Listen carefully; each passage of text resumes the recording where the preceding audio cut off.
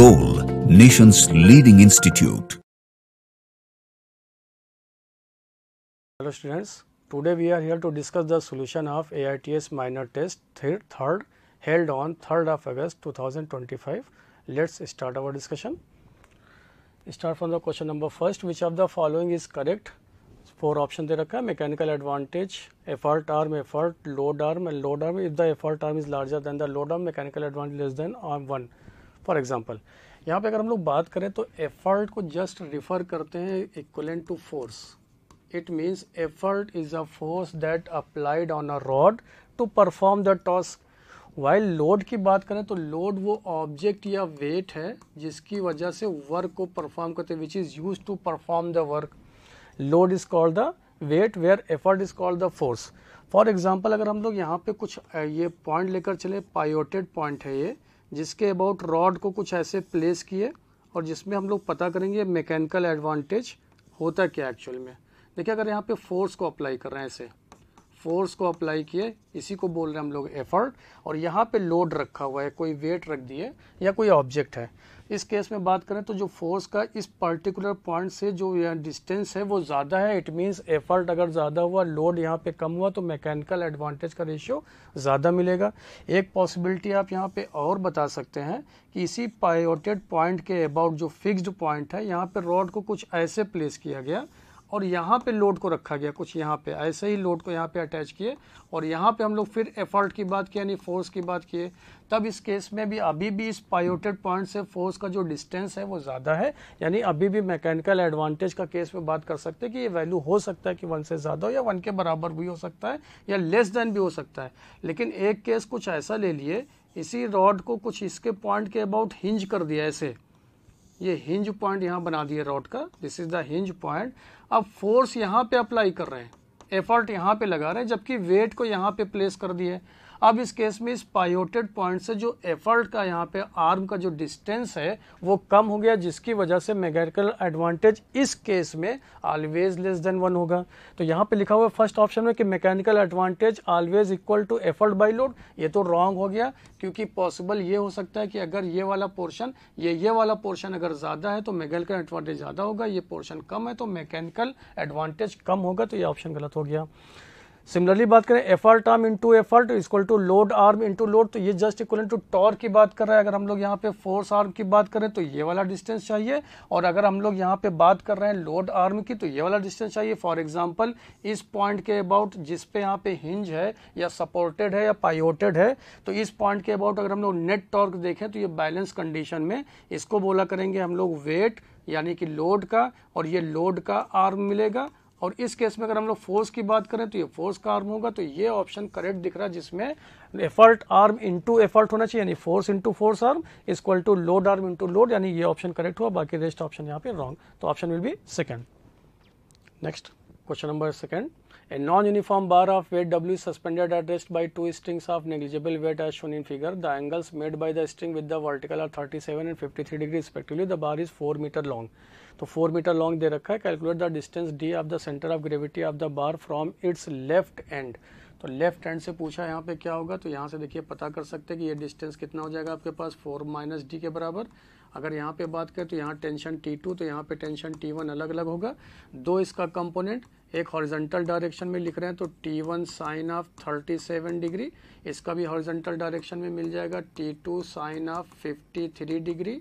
एक vertical component इसका, एक वर्टिकल कंपोनेंट इसका जो बैलेंस करेगा W को, जो कि आ गया यहाँ पे T1 of cos of 37 degree, जबकि ये मिलेगा T2 कॉस ऑफ 53 डिग्री. तो इक्विलिब्रियम कंडीशन में पहले वर्टिकल और हॉरिजॉन्टल इक्विलिब्रियम कंडीशन में क्या लिख सकते हैं, T1 sine of 37 degree will be equal to T2 sine of, इसको फिर से लिख ले रहे हैं, T2 sine of 53 degree.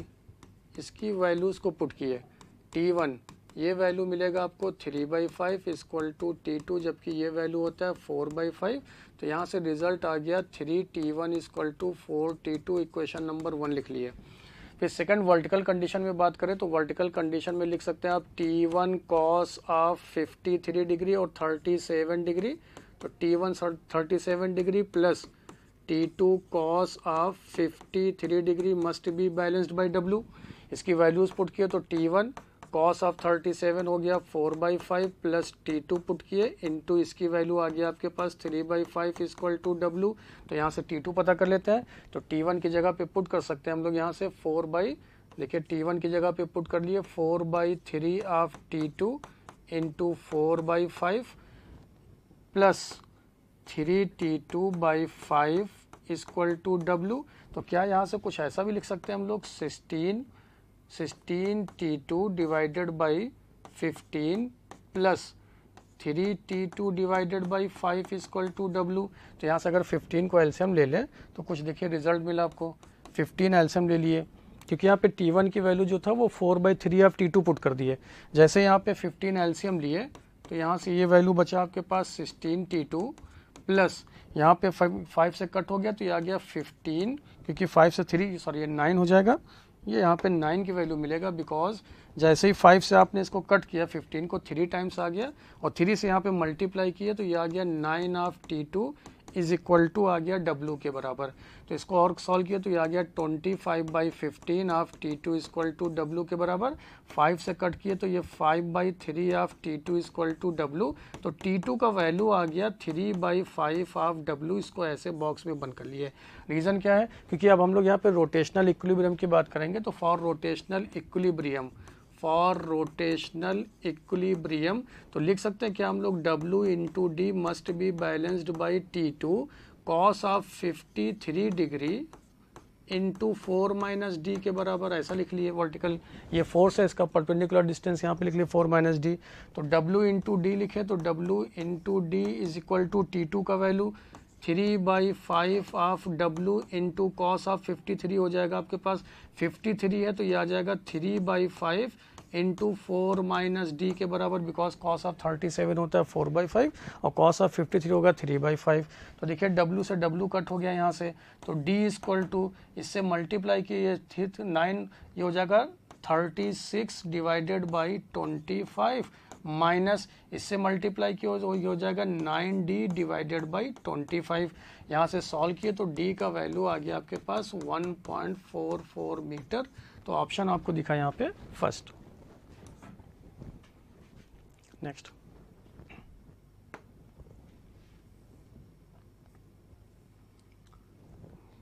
Question number 3, a car weight to 2500 kg, the distance between its front and back axles is 2.5 meter. Its center of gravity is 1.5 meter behind the front axle.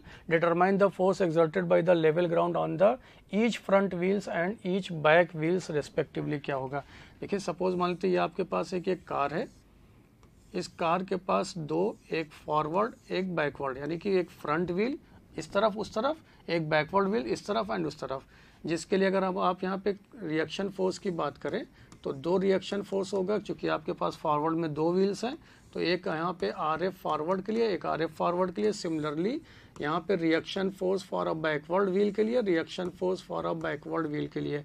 इसका centre of gravity से इसके पास wait होगा W।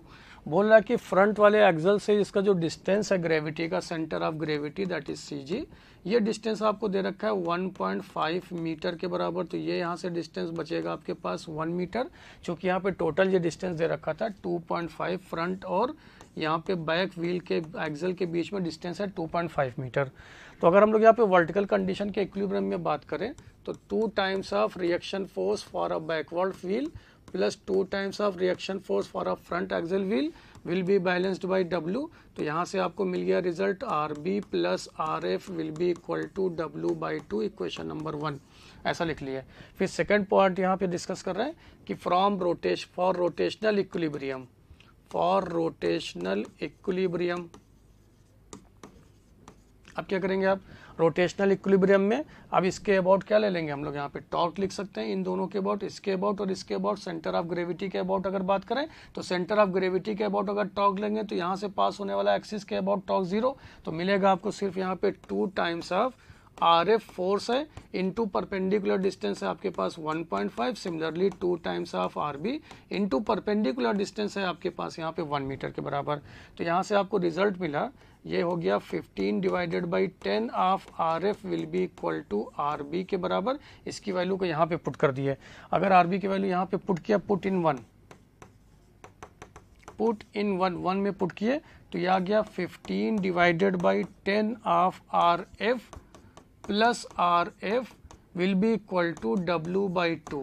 तो यहाँ से result आ गया 25 divided by 10 of RF, 25 divided by 10 of RF is equal to W by 2। तो 2 से ये भी कट हो गया, तो RF का वैल्यू आ गया आपके पास। आपने यहाँ से लिख लिया RF का value will be equal to, ये 5 और ये 5 इससे कट हो गया, तो ये आ गया W divided by 5।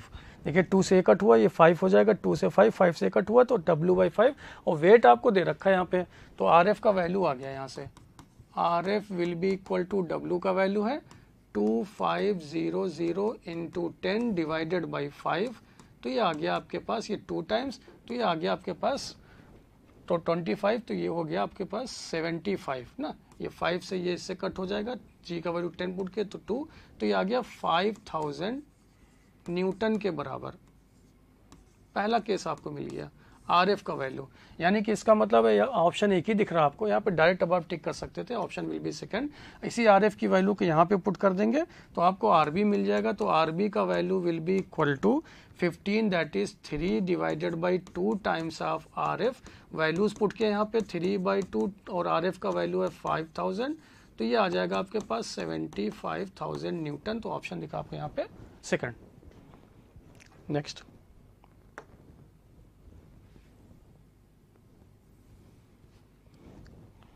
question number 4, a rope of negligible mass is wound round a solid cylinder of mass 4 kg and radius 60 cm. What is the linear acceleration of the rope if the rope is pulled with a force of 72 Newton? Assume there is no slipping, कुछ ऐसा condition. ये देखिए यहाँ पे ऐसे force apply कर रहे हैं, इसके ऊपर, जिसका वैल्यू दे रखा है 72 न्यूटन। ये इसका यहाँ पे सेंटर से इसका रेडियस R। तो ये क्या होगा, स्लिपिंग नहीं हुआ, तो इसका मतलब ये रोल करता हुआ आगे की तरफ बढ़ा। अगर स्लिपिंग नहीं है तो इट मीन्स हम लोग जानते हैं V बराबर R omega valid and A बराबर and acceleration A equal to R alpha valid. तो यहाँ से एल्फा को आप लिख सकते हैं A बाई R के बराबर, जहाँ पे A लीनियर एक्सेलरेशन, एल्फा होता है एंगुलर एक्सेलरेशन। अब इस फोर्स की वजह से इस व्हील को क्या मिलेगा, टॉर्क। तो torque will be equal to I into alpha. Torque की वजह से लिखेंगे फोर्स इंटू परपेंडिकुलर डिस्टेंस, जो कि यहाँ पे रेडियस R के बराबर है। Force into perpendicular distance will be equal to I, और एल्फा का वैल्यू यहाँ से लिख लिए A बाई R के बराबर। अब यहाँ पे सॉलिड सिलेंडर दे रखा है, अगर सॉलिड सिलेंडर है तो जस्ट इक्विवेलेंट टू हम लोग जानते हैं ये होता है always equal to IA divided by R, just equivalent to disc के बराबर, जिसका यहाँ पे moment of inertia half of mr square into A divided by R square. तो R स्क्वायर कट हो गया। अब यहाँ पे मास दे रखा है, मास है यहाँ पे वैल्यू दे रखा है 4 kg, मास दे रखा है आपको पास 4 kg, 4 की वैल्यू पुट किए, ये 2 पुट किया, एक्सेलरेशन पता करना था तो यहाँ पे A लिखे, फोर्स दे रखा आपको यहाँ पे 72, ये इससे कट हो गया, तो A बराबर आ गया आपके पास 36 मीटर पर सेकेंड स्क्वायर। तो ऑप्शन दिखा first. Next question number 5, to maintain a rotor of a uniform angular speed of 300 radian per second, an engine needs to transmit a torque of 160 Newton meter. What is the power required by the engine assuming that the engine is 100% efficient? अगर हम लोग यहाँ पे efficiency की बात करें तो ये always will be equal to output power divided by input power, और ये दे रखा है 100%, तो 100% का वैल्यू हो गया 1, यानी कि P output will be equal to P input। और यहाँ पे अगर हम लोग पावर की बात करें तो ये किसके बराबर होगा, टाउ इंटू ओमेगा। टॉर्क यहाँ पे दे रखा है आपको 160 के बराबर, 160 न्यूटन मीटर। ओमेगा दे रखा है आपको 300 रेडियन पर सेकेंड, तो ये आ गया आपके पास 48 किलो वाट के बराबर। तो ऑप्शन दिखा 4। Next question number 6, from a uniform disc of radius 2r, a circular hole of radius r is cut out. The center of the hole is at r. From the center of the original disc, locate the center of gravity of the resulting flat body from the center of the original disc. यानी क्या बोल रहा है यहाँ पे, एक आपके पास circular disc है जिसका रेडियस दे रखा है 2r, यहाँ पे एक सर्कुलर डिस्क को कट किया गया, एक ऐसा सर्कुलर होल जिसके सेंटर से और इसके सेंटर के बीच का सेपरेशन भी मेंशन है, ये r के बराबर है। इट मीन्स अगर इसका टोटल रेडियस r था, इसका भी रेडियस किसके बराबर हो गया, r के बराबर। तो यहाँ पे पूछा कि जो रेस्ट पोर्शन को कट आउट करके बाहर निकाल दिया गया, तो जो रेस्ट पोर्शन आपके पास बच रहा है उसका मोमेंट, ये सेंटर ऑफ मास किधर होगा ये बताना। Locate the centre of gravity of the resulting flat body. तो अगर हम लोग यहाँ पे सेंटर ऑफ ग्रेविटी की बात करें तो फार्मूला यूज कर सकते हैं, एक centre of mass, because centre of यहाँ पे एक्स एक्सिस के अबाउट लाई करेगा, will be equal to a1 x1 minus of a2 x2 divided by a1 minus a2। अगर यूनिफॉर्म शेप का ऑब्जेक्ट है, वहां से एक दूसरा यूनिफॉर्म को कट आउट करके रिमूव कर रहे हैं, तो ये वाला फार्मूला हम लोग यूज कर सकते हैं, जहां पे a1 क्या है, area of the body without cutting part, और a2 क्या लिख रहे हैं हम लोग, area of the cutting part का बॉडी, और माइनस साइन लगा रहे हैं। तो a1 यहाँ पे लिखे पाई इंटू रेडियस है 2r, तो यहाँ पे 2r स्क्वायर। शुरू में जब विदाउट कटिंग लिख रहे हैं तो इसका सेंटर कहाँ पे होगा, 0,0 पे, यहीं पे कंसीडर किया इसका सेंटर, तो यानी कि रेफरेंस पॉइंट तो आ गया 0, माइनस इसके बाद किए एरिया की, तो पाई इंटू r स्क्वायर, और इसका सेंटर से यहाँ से बीच का डिस्टेंस कितना दे रखा है, r के बराबर, डिवाइडेड बाई एरिया इसका लिखे तो पाई इंटू 2r का square minus pi into r का स्क्वायर। तो वैल्यूज को फिर से यहाँ पे पुट किए तो पाई r square into r divided by, ये हो जाएगा 4r square minus r square, तो ये बचेगा 3 पाई r स्क्वायर। तो पाई r स्क्वायर कट हो गया, तो वैल्यू आ गया माइनस का r/3। It means centre of मास जो होगा वो इस डायरेक्शन में शिफ्ट करेगा, जिसका वैल्यू दे रखा है r/3 के बराबर। Next option will B 3।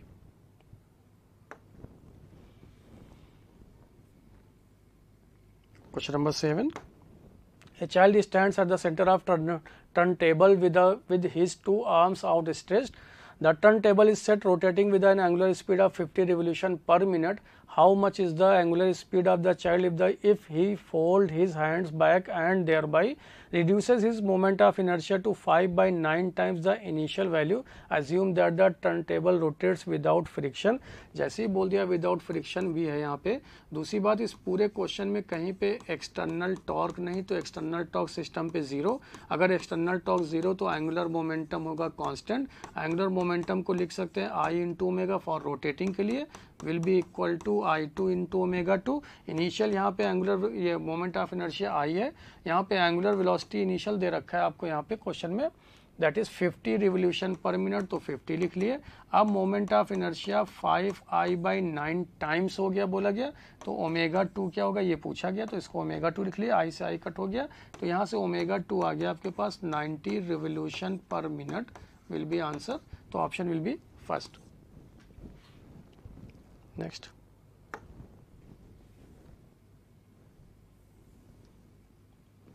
Question number 8. A 5-meter long ladder weighing 32 kg leans on a frictionless wall. Its feet rest on the floor 3 meters from the wall. Find the normal reaction forces of the wall and the floor. G दे रखा है यहाँ पे, यानी कि एक wall है जिसके against में एक लैडर को होल्ड करके रखा गया है, लीन है इसके अबाउट। तो यहाँ पे पूछ रहा कि इस पॉइंट के अबाउट क्या कितना फोर्स एक्सर्ट होगा, नॉर्मल रिएक्शन फोर्स, जबकि ये डिस्टेंस आपको दे रखा है, ये डिस्टेंस आपको दे रखा है 3 मीटर, ये है टोटल यहाँ से यहाँ का डिस्टेंस है 5 मीटर के बराबर, तो यहाँ पे 90 डिग्री है, तो ये डिस्टेंस आप बता सकते हैं 4 मीटर के बराबर। तो यहाँ पे कांटेक्ट फोर्स होगा नॉर्मल रिएक्शन, तो इसको N2 लिख लिए। इस पॉइंट के अबाउट कांटेक्ट फोर्स होगा always nature pushing at the point of contact के ठीक परपेंडिकुलर डायरेक्शन में। दूसरी बात, यहाँ पे रॉड है तो इसके सेंटर ऑफ मास से यहाँ पे इसका वेट मिलेगा आपको mg के बराबर, जस्ट पास होता हुआ यहाँ से। अगर ये 3 मीटर का डिस्टेंस है तो इस पर्टिकुलर पॉइंट को A बोल देते हैं, इस पॉइंट को B बोल दे रहे हैं, इस पॉइंट को C बोल दे रहे हैं, तो यहाँ से इसका डिस्टेंस अब बचेगा आपके पास 1.5 मीटर, क्योंकि जस्ट यहाँ के सेंटर से पास हो रहा है। अगर हम लोग यहाँ पे इक्विलिब्रियम कंडीशन की बात करें तो टॉर्क की बात करें तो फॉर रोटेशनल इक्विलिब्रियम, चूंकि ये रोटेट करके नहीं स्टेबल कंडीशन में, तो इसलिए यहाँ पे बात करें फॉर रोटेशनल इक्विलिब्रियम, लेकिन इसको कंसीडर कर रहे हैं अबाउट पॉइंट O के, अबाउट पॉइंट O नहीं अबाउट पॉइंट C लिख रहे हैं, सॉरी अबाउट पॉइंट अगर A ले लें तो उससे फ़ायदा क्या मिलेगा आपको, उससे फ़ायदा ये मिलेगा कि यहाँ पे अननोन जो N1 है वो हट जाएगा यहाँ से, अबाउट पॉइंट A कंसीडर कर रहे हैं। जैसे ही ए को माने तो यहाँ पे फोर्स पास हो रहा है, तो इसके अबाउट टॉर्क क्या हो जाएगा 0। अगर इसके अबाउट टॉर्क ले रहे हैं तो सबसे पहले फोर्स बच रहा है आपके पास एक है W, दूसरा फोर्स आपके पास बच रहा है N2। तो N2 और इसका परपेंडिकुलर डिस्टेंस इस पॉइंट के अबाउट कितना दे रखा है आपको 4 के बराबर, इज इक्वल टू यहाँ पे W, और ये यहाँ से डिस्टेंस कितना आपके पास, दैट इज 1.5 यानी 3/2 के बराबर। तो यहाँ से N2 मिल जाएगा आपको W इंटू 1.45 डिवाइडेड बाई 4, और W आपको दे रखा है यहाँ पे 32 kg, तो इसको 32 इंटू 10 इंटू 1.5 डिवाइडेड बाई यहाँ पे 4 लिखे, तो ये आ गया आपके पास, ये इससे कट हो गया 8, और ये आपके पास बचा 15, तो ये आ गया आपके पास 120 न्यूटन के बराबर, 120 न्यूटन के बराबर। ये मिल गया आपको N2 ये वाला फोर्स। और वर्टिकल कंडीशन में आप देख रहे हैं कि N1 जो है वो बैलेंस करेगा इसके वेट को, जो कि है आपके पास 320 न्यूटन के बराबर। तो जहाँ पे 120 320 न्यूटन होगा वो ऑप्शन, तो ऑप्शन दिखा आपको यहाँ पे 3। Next, now next question number 9. A planet here is 64 times the earth here. How far is the planet from the sun if the earth is 1.5 into the power 8 kilometre away from the sun? देखिए, अगर हम लोग यहाँ पे Kepler's law से बात करें तो टी स्क्वायर प्रोपोर्शनल टू हो जाएगा आर की पावर क्यू। तो यहाँ पे T for planet divided by T for earth बोला गया का square will be equal to यहाँ पे R of planet divided by R of earth की पावर क्यूब लिख लिए। तो यहाँ से टी ऑफ प्लैनेट नहीं दे रखा, लेकिन यहाँ पे अर्थ का हम लोग जानते हैं 64 टाइम्स बोल रहा है, तो 64 टाइम्स ये दे रखा है का whole square will be equal to, planet का डिस्टेंस दे रखा है 1.5 किलोमीटर में 10 टू द पावर 8 किलोमीटर, तो इसको मीटर में कन्वर्ट कर लिए, और डिवाइडेड बाय यहाँ पे आर इस सिंबल को लिख लिए का होल क्यूब लिखे ऐसा। तो टी से टी कट हो गया, तो क्या यहाँ से आप लिख सकते हैं कि 1.5 into 10 to the power 11 divided by R will be equal to 1/64 की पावर ये हो जाएगा 2/3। तो क्या इसको 1 फिर से लिख सकते हैं 4 का क्यूब, क्योंकि ये आ जाएगा 4 का क्यूब की पावर, यहाँ से लिख सकते हैं 2 की पावर 3, 3 से 3 कट हो गया, तो बचा यहाँ पे कितना 1/16। तो r का वैल्यू यहाँ से मिल गया, तो r will be equal to 16 times of 1.5 into 10 to the power 11। तो ये वैल्यू आ गया आपके पास 24 into 10 to the power 11 metre, जिसको लिख सकते हैं आप 2.4 into 10 to the power 12 metre. तो ऑप्शन दिखा आपको यहाँ पे 4।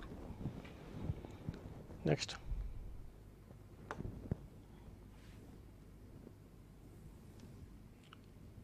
Question number 10. A body weighed 96 Newton on the surface of the earth. What is the gravitational force on it due to the earth at a height equal to the radius of earth?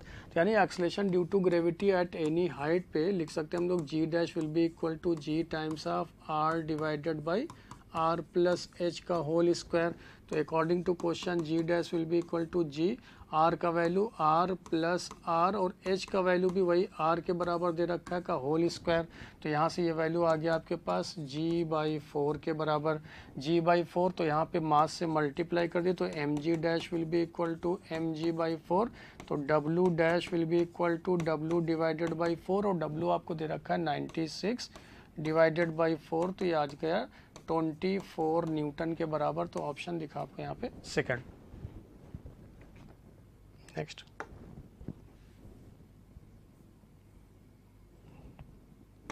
Question number 11. A rocket is fired vertically with a speed of 8 km per second from the earth's surface. How far from the earth's center does the rocket go before returning to the earth? Mass of the earth दे रखा आपको this, mean radius of the earth दे रखा है, acceleration ये gravitational constant दे रखा है आपको।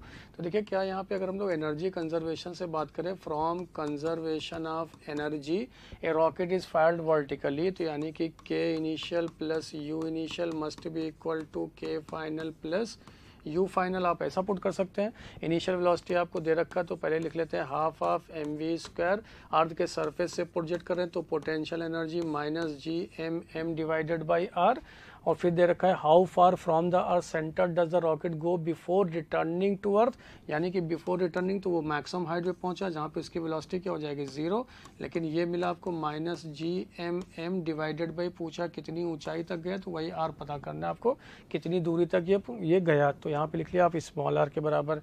देखिए m तो कट हो गया, यहाँ से v का वैल्यू पुट किया, v का वैल्यू दे रखा है 8 किलोमीटर, तो उसको 8 × 10⁻³ का होल स्क्वायर डिवाइडेड बाई 1/2 लिखा है क्योंकि किलोमीटर को मीटर में कन्वर्ट कर लिए, माइनस अब g का वैल्यू यहाँ पे पुट किया 6.67 × 10⁻11 का वैल्यू, और मास ऑफ द अर्थ यहाँ पे दे रखा है 6.4 ×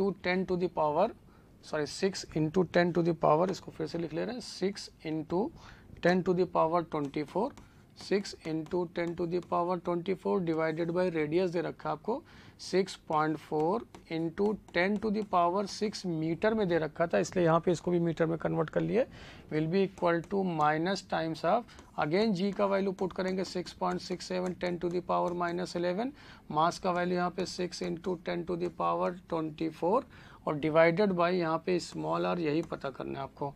तो थोड़ा सा कैलकुलेटिव पार्ट है यहाँ पे। अगर आप यहाँ ध्यान दें तो 84 ये 64 हुआ बाई 2 किए, तो क्या यहाँ से आप कुछ ऐसा लिख सकते हैं 3.2 इंटू ये जो को कितना हो जाएगा 3.26 होगा, लेकिन इसको 10⁻7 लिख लिए, माइनस इसको सॉल्व किए तो ये भी अप्रॉक्स में 6.25 इंटू 10⁻7 मिलेगा आपको 7 के बराबर, is equal to minus times of, फिर इसको सॉल्व किए तो ये अप्रॉक्स में 40.025 इंटू 10⁻7 के बराबर यहाँ भी दिखने लगा आपको, पावर ये आ गया 24 से ये इसमें कट कर दिए, 7 नहीं यहाँ पे कुछ वैल्यू और बदला हुआ मिलेगा 11 में 24 यहाँ 24 माइनस किए तो ये आपके पास बचा 14 और 14 से 13 के बराबर आ गया, तो क्या आप यहाँ से इसको 13 लिख सकते थे, ठीक है, ये वैल्यूज़ यहाँ पे फिर से इसको लिख ले रहे हैं इंटू 10⁻, ये हो जाएगा आपके पास 13, अगर 13 है तो यहाँ से आप देखिए वो 24 के बराबर आ गया। अब यहाँ से 7 7 7 यहाँ से कट कर लेंगे, सॉल्व करेंगे तो r का वैल्यू आ जाएगा आपके पास 13120 किलोमीटर के बराबर, तो ऑप्शन दिखा आपको यहाँ पे first. Next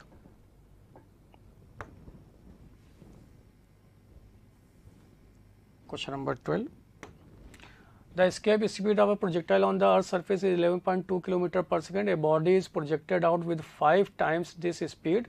What is the speed of the body far away from the earth? Ignore the presence of the sun and the other planet.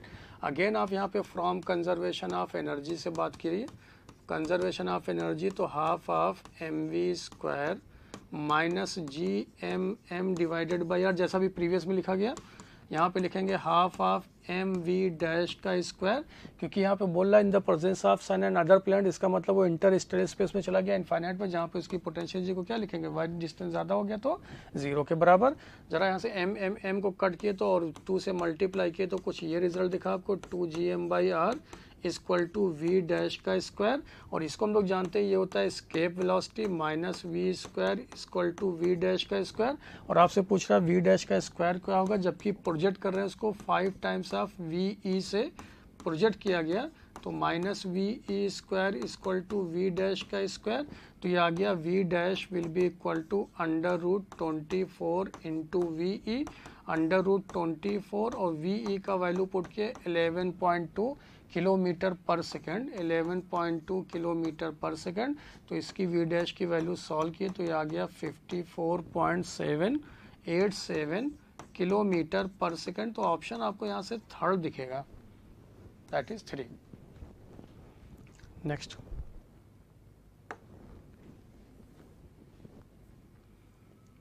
Question number 13, A satellite orbits the Earth at a height of 3600 km above the surface. How much energy must be expended to the rocket the satellite out of the Earth's gravitational influence, mass of the this, and ये सारी values दे रखा है।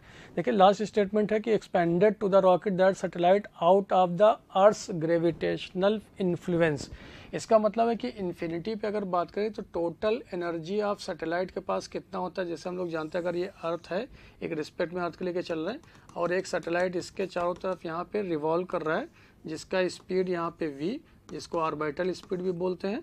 ये distance यहाँ से r के बराबर, ये इसके पास हाइट h, ये इसके पास रेडियस कैपिटल R, तो ये टोटल डिस्टेंस को r बोल रहे हैं। तो इस सैटेलाइट के पास में जो टोटल एनर्जी होता है, जिसको हम लोग लिखते हैं total energy of satellite will be equal to -GMM, अगर इसका मास स्मॉल m है, इसका मास कैपिटल M है, डिवाइडेड बाई 2r के बराबर, लेकिन 2 और यहाँ पे r जो होगा वो r प्लस h के बराबर। ये होगा total energy of the satellite, total energy.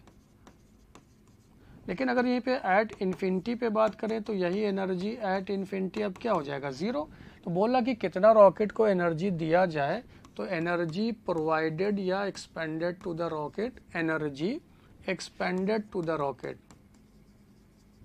तो क्या इसको डेल्टा ई इक्वल टू लिख सकते हैं, energy at infinity minus energy at the given point जो दे रखा है आपके पास, ये हो गया 0 माइनस ये minus of GMM divided by 2 times of R plus H के बराबर। तो ये वैल्यू आ गया आपके पास GMM divided by 2 times of R plus H के बराबर। ये वैल्यूज आपको मिल गया डेल्टा E।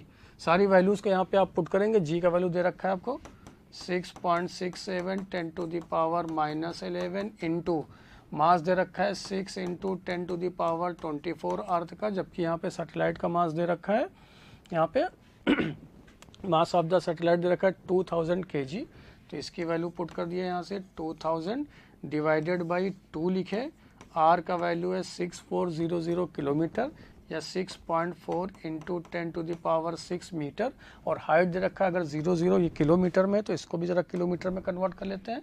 ये देखिए यहाँ से फिर से इसको लिख लेते हैं, ये आ गया आपके पास 6400 किलोमीटर और प्लस हाइट दे रखा है आपको 3600 kilometre.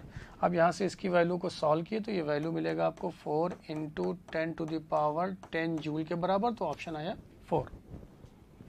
Question number 14. Two stars each of 2 solar mass 4 into the power 30 kg are approaching each other for a head-on collision. When they are at a distance of 10 power 12 km, their speeds are negligible. What is the speed with which they collide? The radius of star is 10 power 6. Assume that the star remains undistorted until they collide. देखिए कुछ यहाँ पे condition ऐसा दे रखा है कि जब ये दोनों स्टार, चूंकि एक्चुअल में यहाँ पे बोला गया है सोलर मास, यानी कि दो ऑब्जेक्ट जो कोलिजन के पार्टिसिपेट करे उसी को बोल रहे हैं ध्रुव स्टार को एज ए सोलर मास। बोल रहा जब इन दोनों के बीच का सेपरेशन दे रखा था, उस सेपरेशन को यहाँ पे x बोल दे रहे, जो कि है 10 टू द पावर 12 किलोमीटर, तो इसको 10 टू द पावर 15 मीटर लिख सकते हैं। उस केस में इन दोनों के पास वेलोसिटी बोला नेग्लिजिबल है, इसकी वेलोसिटी नेग्लिजिबल। लेकिन जब दोनों आकर कोलाइड किए, ये देखिए ऐसा कोलाइड किए तो इन दोनों का रेडियस यहाँ पे स्मॉल r, तो इसका रेडियस भी स्मॉल r। ड्यूरिंग कोलिजन यहाँ पे अब टोटल जो सेपरेशन हो जाएगा इन दोनों के बीच में 2r के बराबर। तो पूछा किस स्पीड से आके टकराएगा, ये पूछ रहा है। तो ये एक सिस्टम बना तो इसके पास एक पोटेंशियल एनर्जी और आएगा। तो इनिशियली हम लोग लिख सकते हैं यानी total energy before collision will be equal to total energy after collision, ऐसा लिख सकते हैं।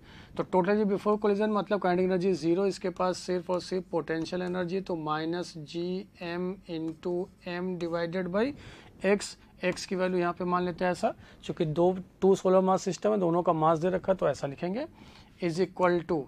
अब यहाँ पे आके टकराया तो एक की वेलोसिटी अगर हाफ ऑफ mv² है, तो ऐसा दूसरा भी आपके पास है, तो 2 टाइम्स। यहाँ पे मास स्मॉल एम दोनों को कंसिडर कर ले रहे हैं, this is the small m, this is again the small m, और ये माइनस टाइम्स ऑफ, अब यहाँ पे मिलेगा आपको GMM डिवाइडेड बाई 2r के बीच का सेपरेशन। तो यहाँ से पूछा किस स्पीड से आके टकराएगा, तो देखिए जरा इसको इधर ट्रांसफर कर लिए, तो ये वैल्यू ये x है, ध्यान दीजिएगा, तो ये लिखे हम लोग -GM² डिवाइडेड बाई x का value 10 to the power 15 equal to यहाँ पे m इंटू v², और ये मिला आपको -GM² डिवाइडेड बाई, अब सेपरेशन दोनों के बीच 10 टू द पावर 6, उसको भी कन्वर्ट कर लिया हम लोग मीटर में, तो आ गया 2 इंटू 10 टू द पावर 9। एक m कटता हुआ चला गया, तो यहाँ पे ये वैल्यूज पुट किए तो -GM divided by 10 to the power 15, इसको इधर ले आए तो +GM divided by 2 into 10 to the power 9 equal to v²। तो यहाँ से v की वैल्यू सॉल्व किए तो v v की वैल्यू आपको मिल गया 3.65 इंटू 10⁵ मीटर पर सेकंड, तो ऑप्शन आ गया आपके पास सेकंड। Next,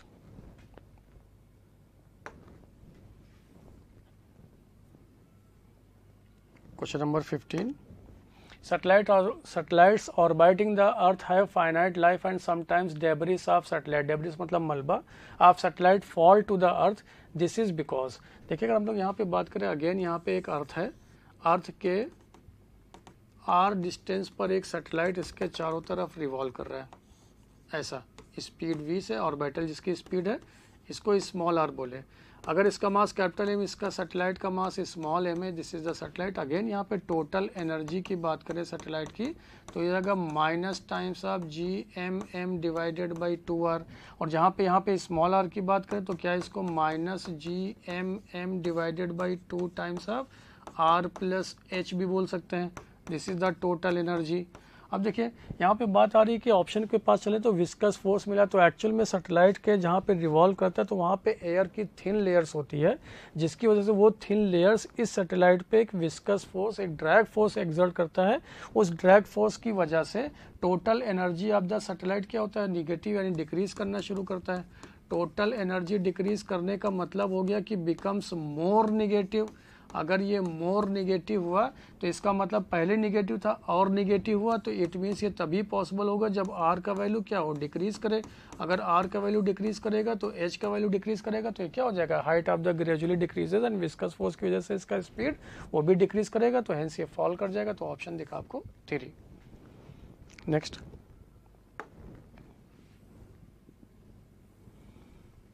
question number 16।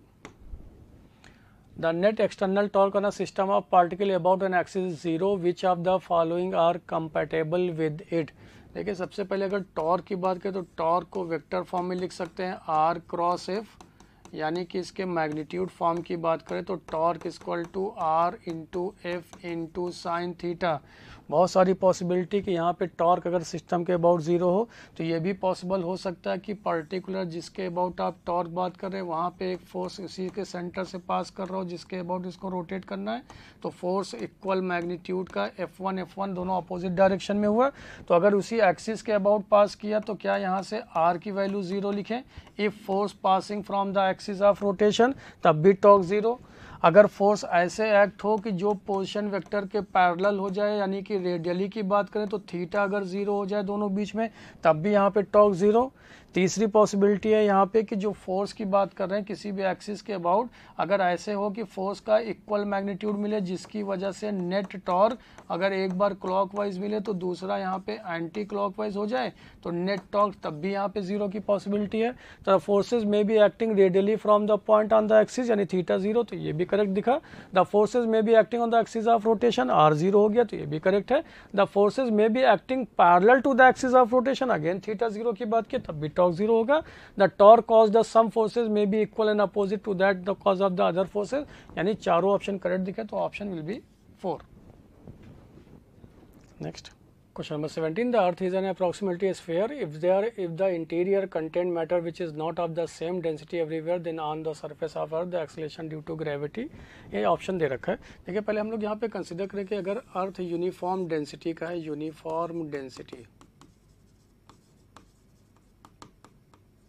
तो पर्टिकुलर किसी इंस्टेंट पर अगर यहाँ बात करें तो यहाँ पे किसी हाइट की वजह से अगर एक्सेलेरेशन ड्यू टू ग्रेविटी देखें तो इसका डायरेक्शन इधर, और डेप्थ की वजह से देखें तो डायरेक्शन इधर, तो पर्टिकुलर सेंटर पे जानते हैं हम लोग यहाँ पे G2 का जो वैल्यू होगा वो ग्रेटर देन हो जाएगा G1 से, जिसकी वजह से जो नेट इफेक्ट होगा एक्सेलेरेशन का वो टुवर्ड सेंटर मिलेगा आपको। अगर ये एक्सेलेरेशन ड्यू टू ग्रेविटी की बात करें तो टुवर्ड सेंटर और यूनिफॉर्म डेंसिटी का है, तो क्योंकि हम लोग जानते हैं कि जो अर्थ की ग्रेविटी होती है वो डेंसिटी के ऊपर डिपेंड करता है, 4/3 pi rho into g into R minus d के बराबर किसी भी डेप्थ में, ऐसा हम लोग जानते हैं। यहाँ पे डेंसिटी की बात करें, पर्टिकुलर किसी हाइट की बात करें तो GM/R/R+H का होल स्क्वायर, जहाँ पे मास को फिर से डेंसिटी टर्म में पुट कर सकते हैं, तो ये रिजल्ट कुछ मिलेगा आपको।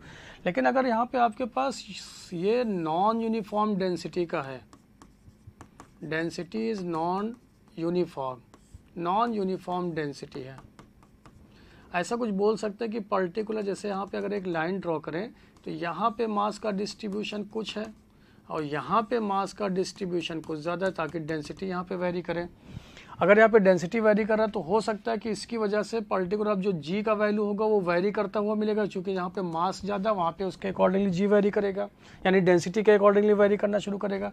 अब यहाँ पे कोई ये ज़रूरी कंडीशन नहीं है कि जो net effect of acceleration due to gravity वो सेंटर की तरफ हो, क्योंकि हो सकता है कि ये वैल्यू ज़्यादा हो, ये वैल्यू कम हो, तो इसकी तरफ डायरेक्टेड हो या इसकी तरफ डायरेक्टेड हो, क्योंकि जी का वैल्यू आपको बदलता हुआ भी मिलेगा, हर एक पॉइंट के बीच में यहाँ पे वैल्यूज बदलता हुआ मिलेगा। ये देखिए कुछ ऐसा, ये वैल्यूज़ आपको हमेशा बदलता हुआ मिलेगा क्योंकि नॉन यूनिफॉर्म डेंसिटी है। तो ऐसा कोई ज़रूरी नहीं कि यहाँ पे मैग्नीट्यूड कांस्टेंट हो, और दूसरी बात इसका डायरेक्शन टुवर्ड्स द सेंटर हो। लेकिन एक चीज़ है कि एक्सेलरेशन ड्यू टू ग्रेविटी किसी भी पॉइंट पे ज़ीरो नहीं हो सकता, तो ऑप्शन दिखेगा आपको यहाँ पे फर्स्ट के बराबर। Next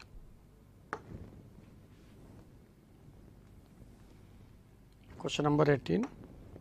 As observed from Earth, the Sun appears to move in an approximate circular orbit for the motion of another planet like Mercury. As observed from the Earth, this would, यानी अगर यहाँ पे देखिए बात करते हैं कि पूरे प्लैनेट सिस्टम में, पूरे सोलर सिस्टम में जितने भी प्लैनेट हैं सब के सब अर्थ के सन के चारों तरफ रिवॉल्व करते हैं due to huge amount of gravitational force of attraction offered by the sun on the planet, जिसकी वजह से सन के चारों तरफ जितने भी प्लैनेट है अर्थ हैं वो सब रिवॉल्व करते हैं। अप्रॉक्सीमेट बात कर रहा है सर्कुलर ऑर्बिट में।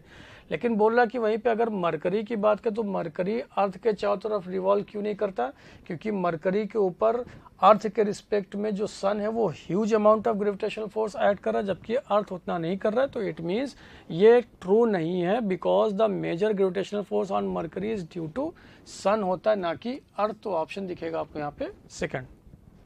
नेक्स्ट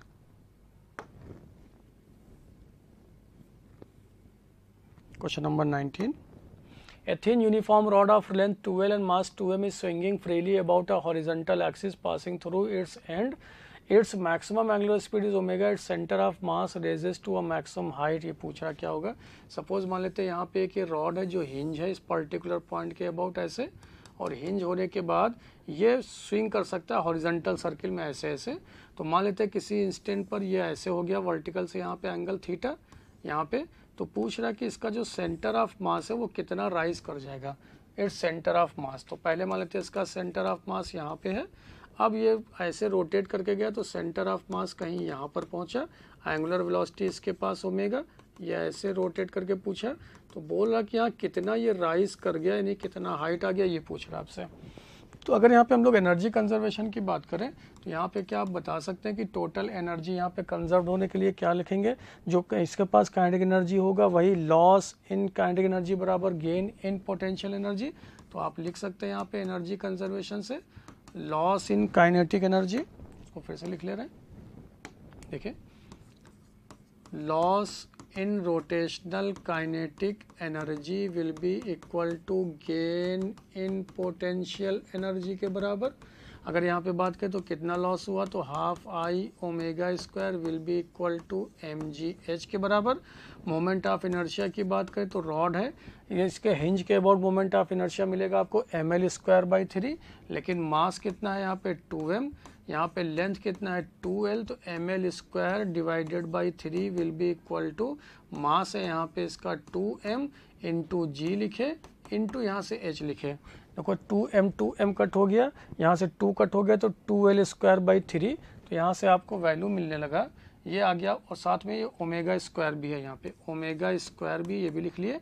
2 से एक 2 कट हो गया यहाँ से, तो ये आपके पास आ गया 2m से 2m कट हो गया, तो दिखा 2l square omega square divided by 3g will be equal to h के बराबर। तो ऑप्शन आपको दिखा यहाँ पे first.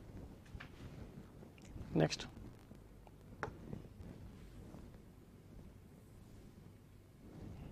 question number 20. 4 point masses, each of mass m are fixed at the corner of a square of side 2l. The square is rotating with an angular velocity frequency omega about an axis passing through one of the corner of the square and parallel to its diagonal as shown in the figure. The angular momentum of the square about this axis, अगर rotating की बात किया तो angular momentum चाहिए L will be equal to I omega. अगर moment of inertia इस axis के about पता कर ले हम लोग क्या होगा, जिसको A बोल दे रहे हैं, तो इसके अकॉर्डिंग यहाँ पे answer he total moment of inertia about A अगर लिख लिया जाए तो वो आंसर हो जाएगा उसके टर्म में, ओमेगा के टर्म में। अगर हम लोग यहाँ पे बात करें तो बोला 4 पॉइंट मास, तो 1 पॉइंट मास यहाँ पे m, यहाँ पे m, यहाँ पे m, यहाँ पे m, तो moment of inertia 4 point mass है, तो चारों पॉइंट मास के लिए लिखेंगे तो I1 plus I2 plus I3 plus I4 into omega, और यहाँ पे I1 वहीं से पास कर रहा है, तो ये वैल्यू तो आपके पास 0 आ गया। अगर हम लोग 2 और 3 की बात करें, इसको 1 मान रहे हैं, इसको 2 मान रहे हैं, इसको 3, इसको 4, तो 2 एंड 4 के लिए मोमेंट ऑफ इनर्शिया इस एक्सिस के अबाउट वही होगा जो 2 का जो 4 का होगा। तो क्या करें, यहाँ से परपेंडिकुलर डिस्टेंस चाहिए आपको एक्सिस ऑफ रोटेशन के ऊपर, और मास से मल्टीप्लाई वही होता है मोमेंट ऑफ इनर्शिया, बिकॉज हम लोग जानते हैं I इक्वल टू m इंटू perpendicular distance from axis of rotation on the mass. तो अगर हम लोग यहाँ देखें तो ये वैल्यू कितना आ जाएगा, चूंकि स्क्वायर है 45, तो ये वैल्यू भी कितना आ जाएगा 45 के बराबर। ये लेंथ कितना दिखा आपको 2l के बराबर चाहिए ये वाला डिस्टेंस। अगर यहाँ पे ये वाला डिस्टेंस चाहिए तो देखो ये इसके परपेंडिकुलर, ये इसका क्या हो जाएगा यहाँ पे बेस, तो ये क्या दिखा आपको यहाँ पे हाइपोटेनस के बराबर। तो क्या आप यहाँ से लिख सकते हैं साइन ये 45 या cos 45, तो cos 45 will be equal to base upon hypotenuse, तो बेस डिवाइडेड बाय हाइपोटेनस, तो base will be equal to 2l divided by √2 आ गया, जो ये वैल्यू चाहिए। सेम ये वैल्यू इसके लिए भी यही मिलेगा आपको, ये वाला डिस्टेंस ये वाला डिस्टेंस सेम होगा। तो मोमेंट ऑफ इनर्शिया लिखने चले यहाँ पे, तो यहाँ पे मोमेंट ऑफ इनर्शिया दोनों के लिए सेम, तो क्या यहाँ पे 2 टाइम्स ऑफ, अब लिख रहे हैं m इंटू एल स्क्वायर, तो मास इंटू एल स्क्वायर, तो l कितना आपके पास 2l डिवाइडेड बाई √2 का होल स्क्वायर, जबकि 3 के लिए मास इनका डिस्टेंस कितना हो जाएगा, तो मास इंटू डिस्टेंस है इसके पास √2 इंटू 2l का, बिकॉज ये √2a हो जाएगा, तो √2 इंटू 2l का होल स्क्वायर ऐसा लिख लिए, इंटू क्या किए इसको ओमेगा से मल्टीप्लाई कर दिए। तो यहाँ से देखिए रिजल्ट आ गया आपके पास l इक्वल टू ये वैल्यूज पुट किए, देखिए यहाँ से ये 2, यहाँ से √2 स्क्वायर इससे और एक इससे, यहाँ पे 2 बिकॉज ये 4 है तो ये 2 कट हो गया, फिर यहाँ 4 ml स्क्वायर बचा, और यहाँ पे ये 2 और ये 4 तो ये 8 हो जाएगा, 4 और 8 यहाँ से आ गया 12 ml स्क्वायर। तो देखिए क्या यहाँ से कुछ दिखा आपको, यहाँ से हम लोग देख रहे हैं 2 इंटू m इंटू ये हो जाएगा 4l square, 4l square divided by 2 plus यहाँ से दिख रहा है हम लोगों को m 2l का स्क्वायर, तो यानी 4l स्क्वायर इंटू 2, तो यह हो गया 8l स्क्वायर और होल मल्टीप्लाइड बाई ओमेगा ऐसा। तो यह से 2 से 2 कट हो गया, तो 8 और ये आ गया 12, तो 12 ml स्क्वायर इंटू ओमेगा, ये वैल्यू आ गया एंगुलर मोमेंटम का। तो ऑप्शन आपको दिखा यहाँ पे 4, 12 ml square into omega. Next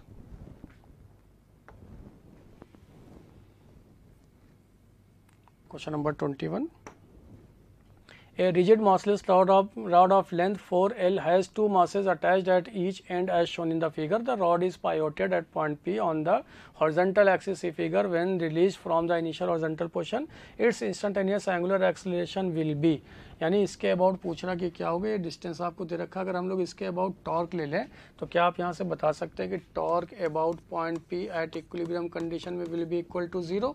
तो आपके पास यहाँ पे फोर्स दिखा है, फोर्स है आपके पास 3m इंटू जी से मल्टीप्लाई कर दिया, उसका परपेंडिकुलर डिस्टेंस है 3l के बराबर, स्मॉल l है, और जबकि यहाँ पे माइनस इसका मास है 7 इंटू mg के बराबर, और यहाँ से इसका डिस्टेंस है l के बराबर। ये हो गया net torque must be equal to, यहाँ से आप लिख सकते हैं, सॉरी 0 ना करके, क्योंकि हम लोग को अल्फा पता करना है, सॉरी, चूँकि यहाँ पे आप जान रहे हैं ये टॉर्क अबाउट, अगर हम लोग P लिख के इसको I अल्फा के बराबर कर दें तो क्या यहाँ से आपको इंस्टेंटेनियस एंगुलर एक्सेलरेशन मिल जाएगा, क्योंकि यहाँ पे अगर इक्विलिब्रियम कंडीशन में होगा तो फिर यहाँ पे रेस्ट पे रहेगा। अभी क्या है, इस P के अबाउट ये रोटेट कर जाता है, बिकॉज ये वाला फोर्स इसके आर्म का डिस्टेंस ज़्यादा, तो इसका वेट ज़्यादा होगा तो इसको रोटेट करा देगा।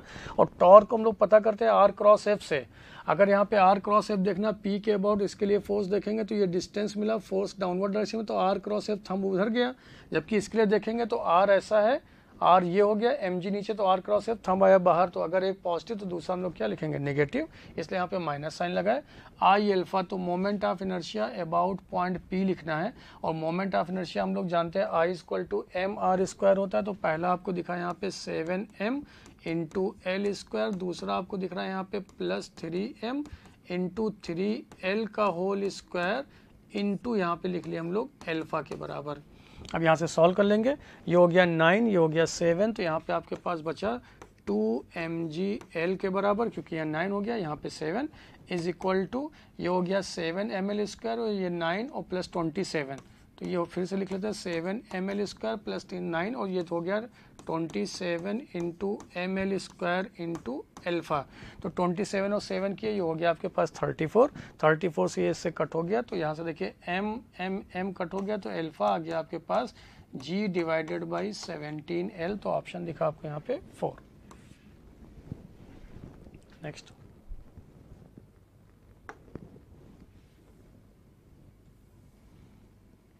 Question number 22। Two blocks of masses 20 kg and 40 kg are placed on the same straight line with coordinates 0, 0 cm and x, 0 cm respectively. The block of the 20 kg is moved on the same line through a distance of 8 cm towards the other block. The distance through which the block of 40 kg must be moved to keep the position of center of mass of the system unchanged. तो देखिए पहले यहाँ पे first condition के according बात करें तो एक यहाँ पे रखा हुआ है 0, 0 पे, दूसरा मास यहाँ पे रखा हुआ है x, 0 पे, इस मास का वैल्यू दे रखा है 40 kg और इस मास का वैल्यू दे रखा है 20 kg इनिशियली। फिर सेकंड केस में यहाँ पे बोल रहा अगर इनिशियली यहाँ पे दे रखा तो पहले इसका सेंटर ऑफ मास का पोजीशन लिख लें, तो m1x1 plus m2x2 divided by m1 plus m2, ऐसा पहले लिख लेते हैं। m1x1 यहाँ पे लिखे तो 20 into 0 plus 40 into x divided by 20 plus 40 is equal to x, centre of mass initially आपको मिल गया यहाँ से 4 डिवाइडेड बाई 6 इंटू एक्स, जिसको 2 डिवाइडेड बाई 3 इंटू एक्स लिख सकते हैं, equation number 1।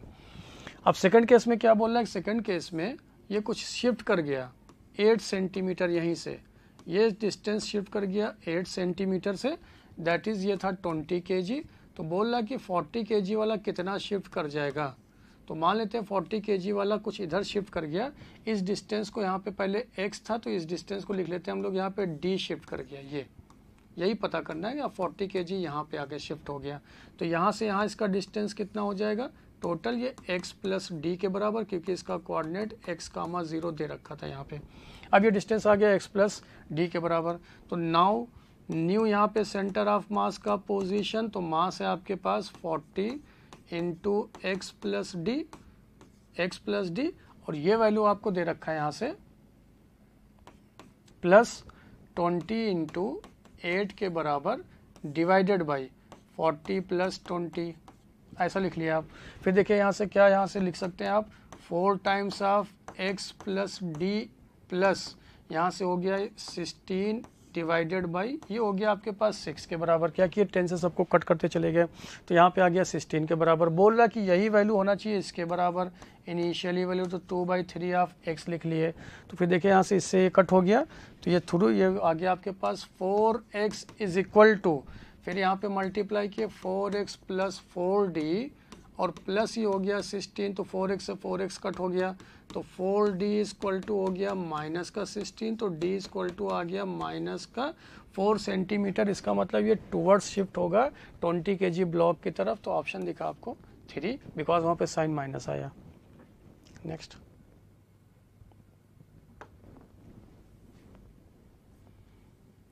Question number 23। A solid spherical ball of uniform density rolls up a curved surface with an initial velocity of 4 meter per second as shown in the figure. The maximum height with respect to the initial position covered by it will be। देखिए यहाँ पे अगर roles की बात किया गया तो यहाँ पे v बराबर r ओमेगा वैलिड, चूँकि स्लीपिंग का कंडीशन है, और a बराबर r अल्फा वैलिड है, ये हम लोग जान रहे हैं। अगर यहाँ पे रोल करता हुआ गया तो इसके पास जो टोटल काइनेटिक एनर्जी होगा, तो kinetic energy plus potential energy initially will be equal to k plus u final. ये यहाँ पे इनिशियल लिख रहे हैं, ये फाइनल रोल करके इसको ऊपर तक जाना है। यहाँ से रोटेट करना शुरू किया तो इसके पास दो कंडीशन होगा, एक तो half of m v square translational और साथ साथ में इसके पास रोटेशनल होगा, तो हाफ आई ओमेगा स्क्वायर, उस समय इसके पास पोटेंशियल जी 0, जाके वहाँ पे रुक जाना है मैक्सिमम हाइट तक, तो यहाँ पे पोटेंशियल जी इसके पास मिलेगा आपके पास k हो गया 0, ये आ गया एम जी एच के बराबर। वही आपसे पूछा कि एम के ये एच की वैल्यू क्या होगा, कितनी हाइट तक जाएगा, तो फिर इसके रिजल्ट को कुछ आप ऐसा भी लिख सकते हैं, half of m v square plus half क्या यहाँ पे मोमेंट ऑफ इनर्शिया, चूँकि यहाँ पे सॉलिड स्फीयर दे रखा है तो डायरेक्ट यहाँ पे वैल्यू पुट किए तो 2/5 ऑफ एम आर स्क्वायर और ओमेगा की जगह पे लिख सकते हैं v square divided by are square will be equal to m into g into h. M cut होता चला गया, तो क्या यहाँ से और रिजल्ट को सॉल्व किया, आर स्क्वायर से आर स्क्वायर कट हो गया, तो ये आपको मिला यहाँ से वी स्क्वायर बाई 2 प्लस ये 2 से 2 कट हो गया, ये आ गया we square by 5 equal to यहाँ से दिखा जी एच, यहाँ पे मल्टीप्लाई किया 10 कॉमन लिए तो एच की वैल्यू आ गया आपके पास, एच का वैल्यू आ गया 7/10 ऑफ जी एच के बराबर, यहाँ से ये दिखा आपको वी स्क्वायर के बराबर। सॉरी, एक बार इसको फिर से लिख लेते हैं, इसको फिर से लिख ले रहे हैं। देखिए यहाँ से रिजल्ट आ गया आपके पास, यहाँ से कॉमन लिया आप, है ना, ये 7/10 of v square equal to g h के बराबर, तो एच पता करना था आपको, तो एच आ गया 7/10 of g into we square, सारी वैल्यूज पुट कर दिए, वी का वैल्यू दे रखा है आपको 4, तो ये हो गया 16 डिवाइडेड बाई 10 इंटू जी के बराबर, ये वैल्यूज देखो दे रखा है यहाँ पे 4 मीटर पर सेकंड और दे रखा है वैल्यूज यहाँ पे 16 यानी 100 आ गया, तो ये आ जाएगा आपके पास 96, ये आपके ये आपके पास 112 आ जाएगा, क्योंकि यहाँ पे ये वैल्यूज देखो ना, जब आप इससे मल्टीप्लाई करेंगे तो ये आ जाएगा 112 सेंटीमीटर के बराबर, 112 सेंटीमीटर, तो ऑप्शन दिखा आपको यहाँ पे 3। Next question, question number 24, A Bob of mass m attached to an inextensible string of length L is suspended from a vertical support. The bob rotates in a horizontal circle with an angular speed omega radian per second about the vertical, about the point of suspension. ये 4 option दे रखा है कि angular momentum change होगा magnitude या direction में, या फिर नहीं होगा या कंजर्व होगा। देखा हम लोग यहाँ पे बात करें कि एक ये बॉब है जो हॉरिजॉन्टल सर्किल में ऐसे ऐसे रोटेट कर रहा है, ऐसे यहाँ पे एक पर्टिकुलर हिंज पॉइंट यहाँ पे सपोर्ट में ऐसे इस पॉइंट के अबाउट, अगर यहाँ पे देखें तो इस बॉब के पास में जब ये किसी इंस्टेंट पे यहाँ पे होगा तो इसके पास वेलोसिटी का डायरेक्शन, स्पीड का डायरेक्शन कुछ ऐसा, फिर जब यहाँ पहुँचेगा तो स्पीड का डायरेक्शन कुछ ऐसा। अगर इस पॉइंट ओ के अबाउट यहाँ पे पता करना है एंगुलर मोमेंटम क्या होगा, तो जानते हैं l equal to r cross p vector form में, या फिर इसको r m times of r cross v भी लिख सकते हैं।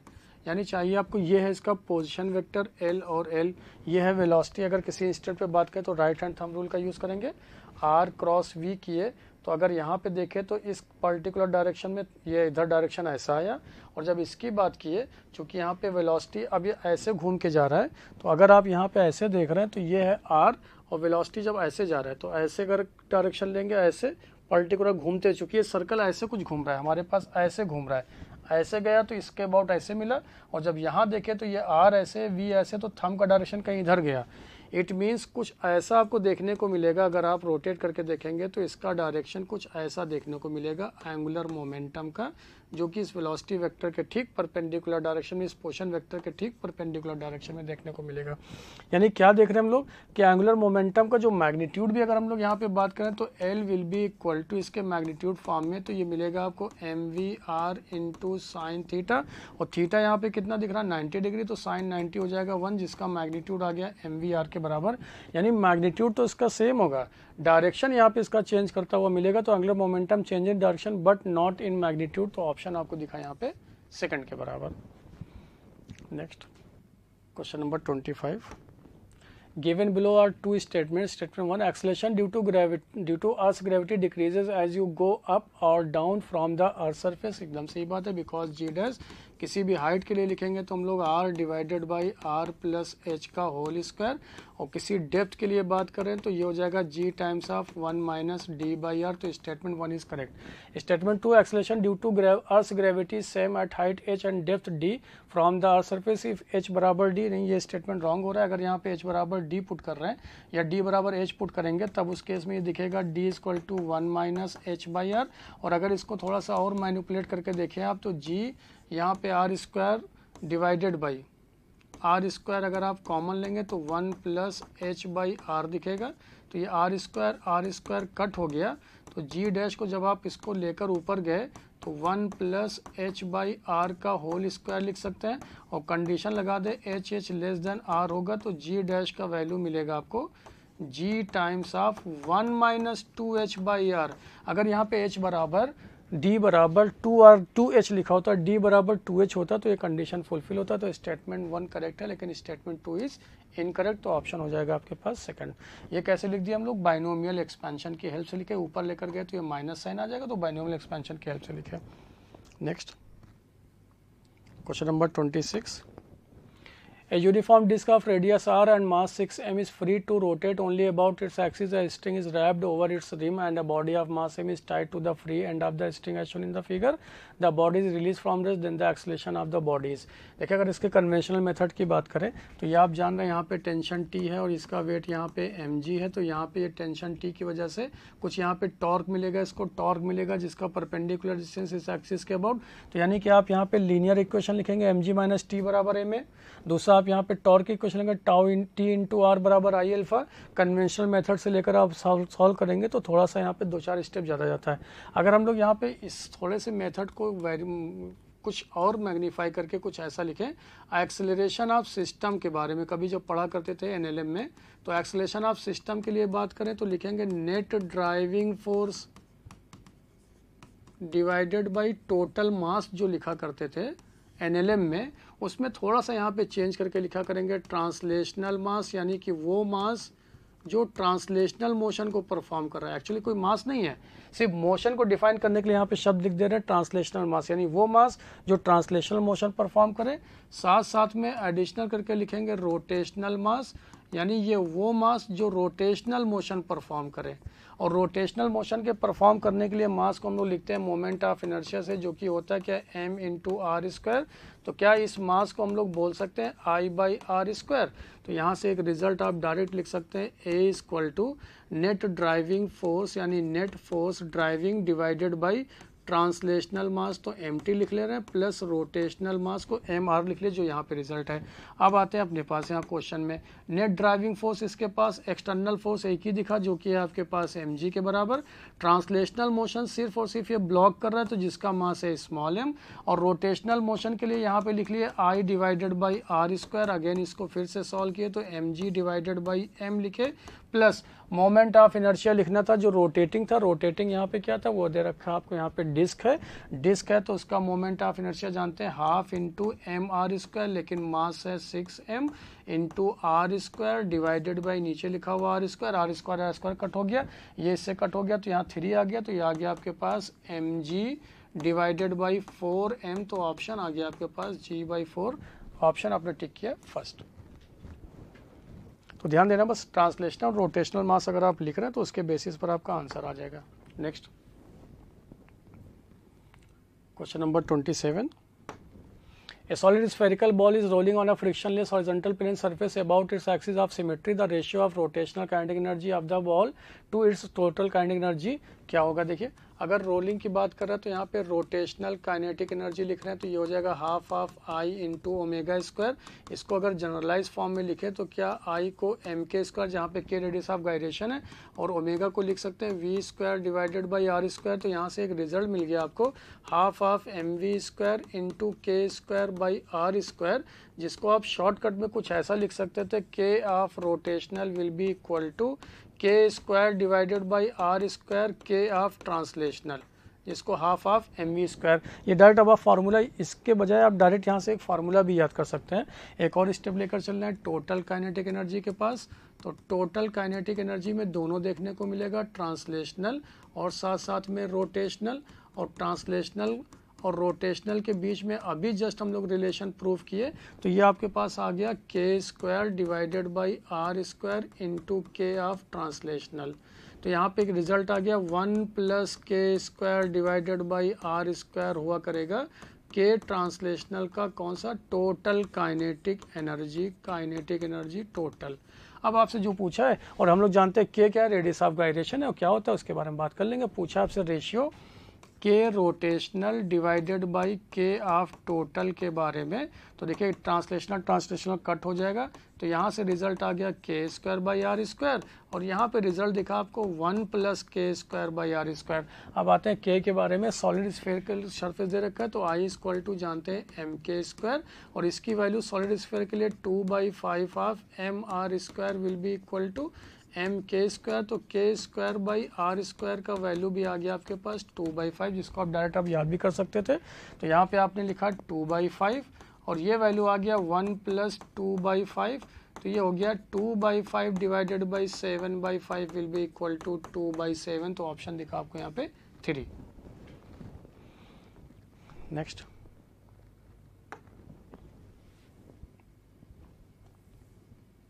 Question number 28. A thin horizontal circular disc of rotating about a vertical axis passing through its center. An insect is rest on a point near the rim of the disc. पहले यहाँ पे ऐसे बना लेते हैं, कुछ ऐसा ये डिस्क है, इससे अपने एक्सिस के अबाउट ऐसे रोटेट कर रहा है. एक इंसेक्ट है यहाँ पे जिसका मास स्मॉल है, मान लेते हैं. The insect now moves along a diameter of the disc to reach other end. ऐसे यहाँ पे मूव करना शुरू करता है, इस डायरेक्शन में जाना है इसको, यहाँ पे है, यहाँ तक पहुँचना है.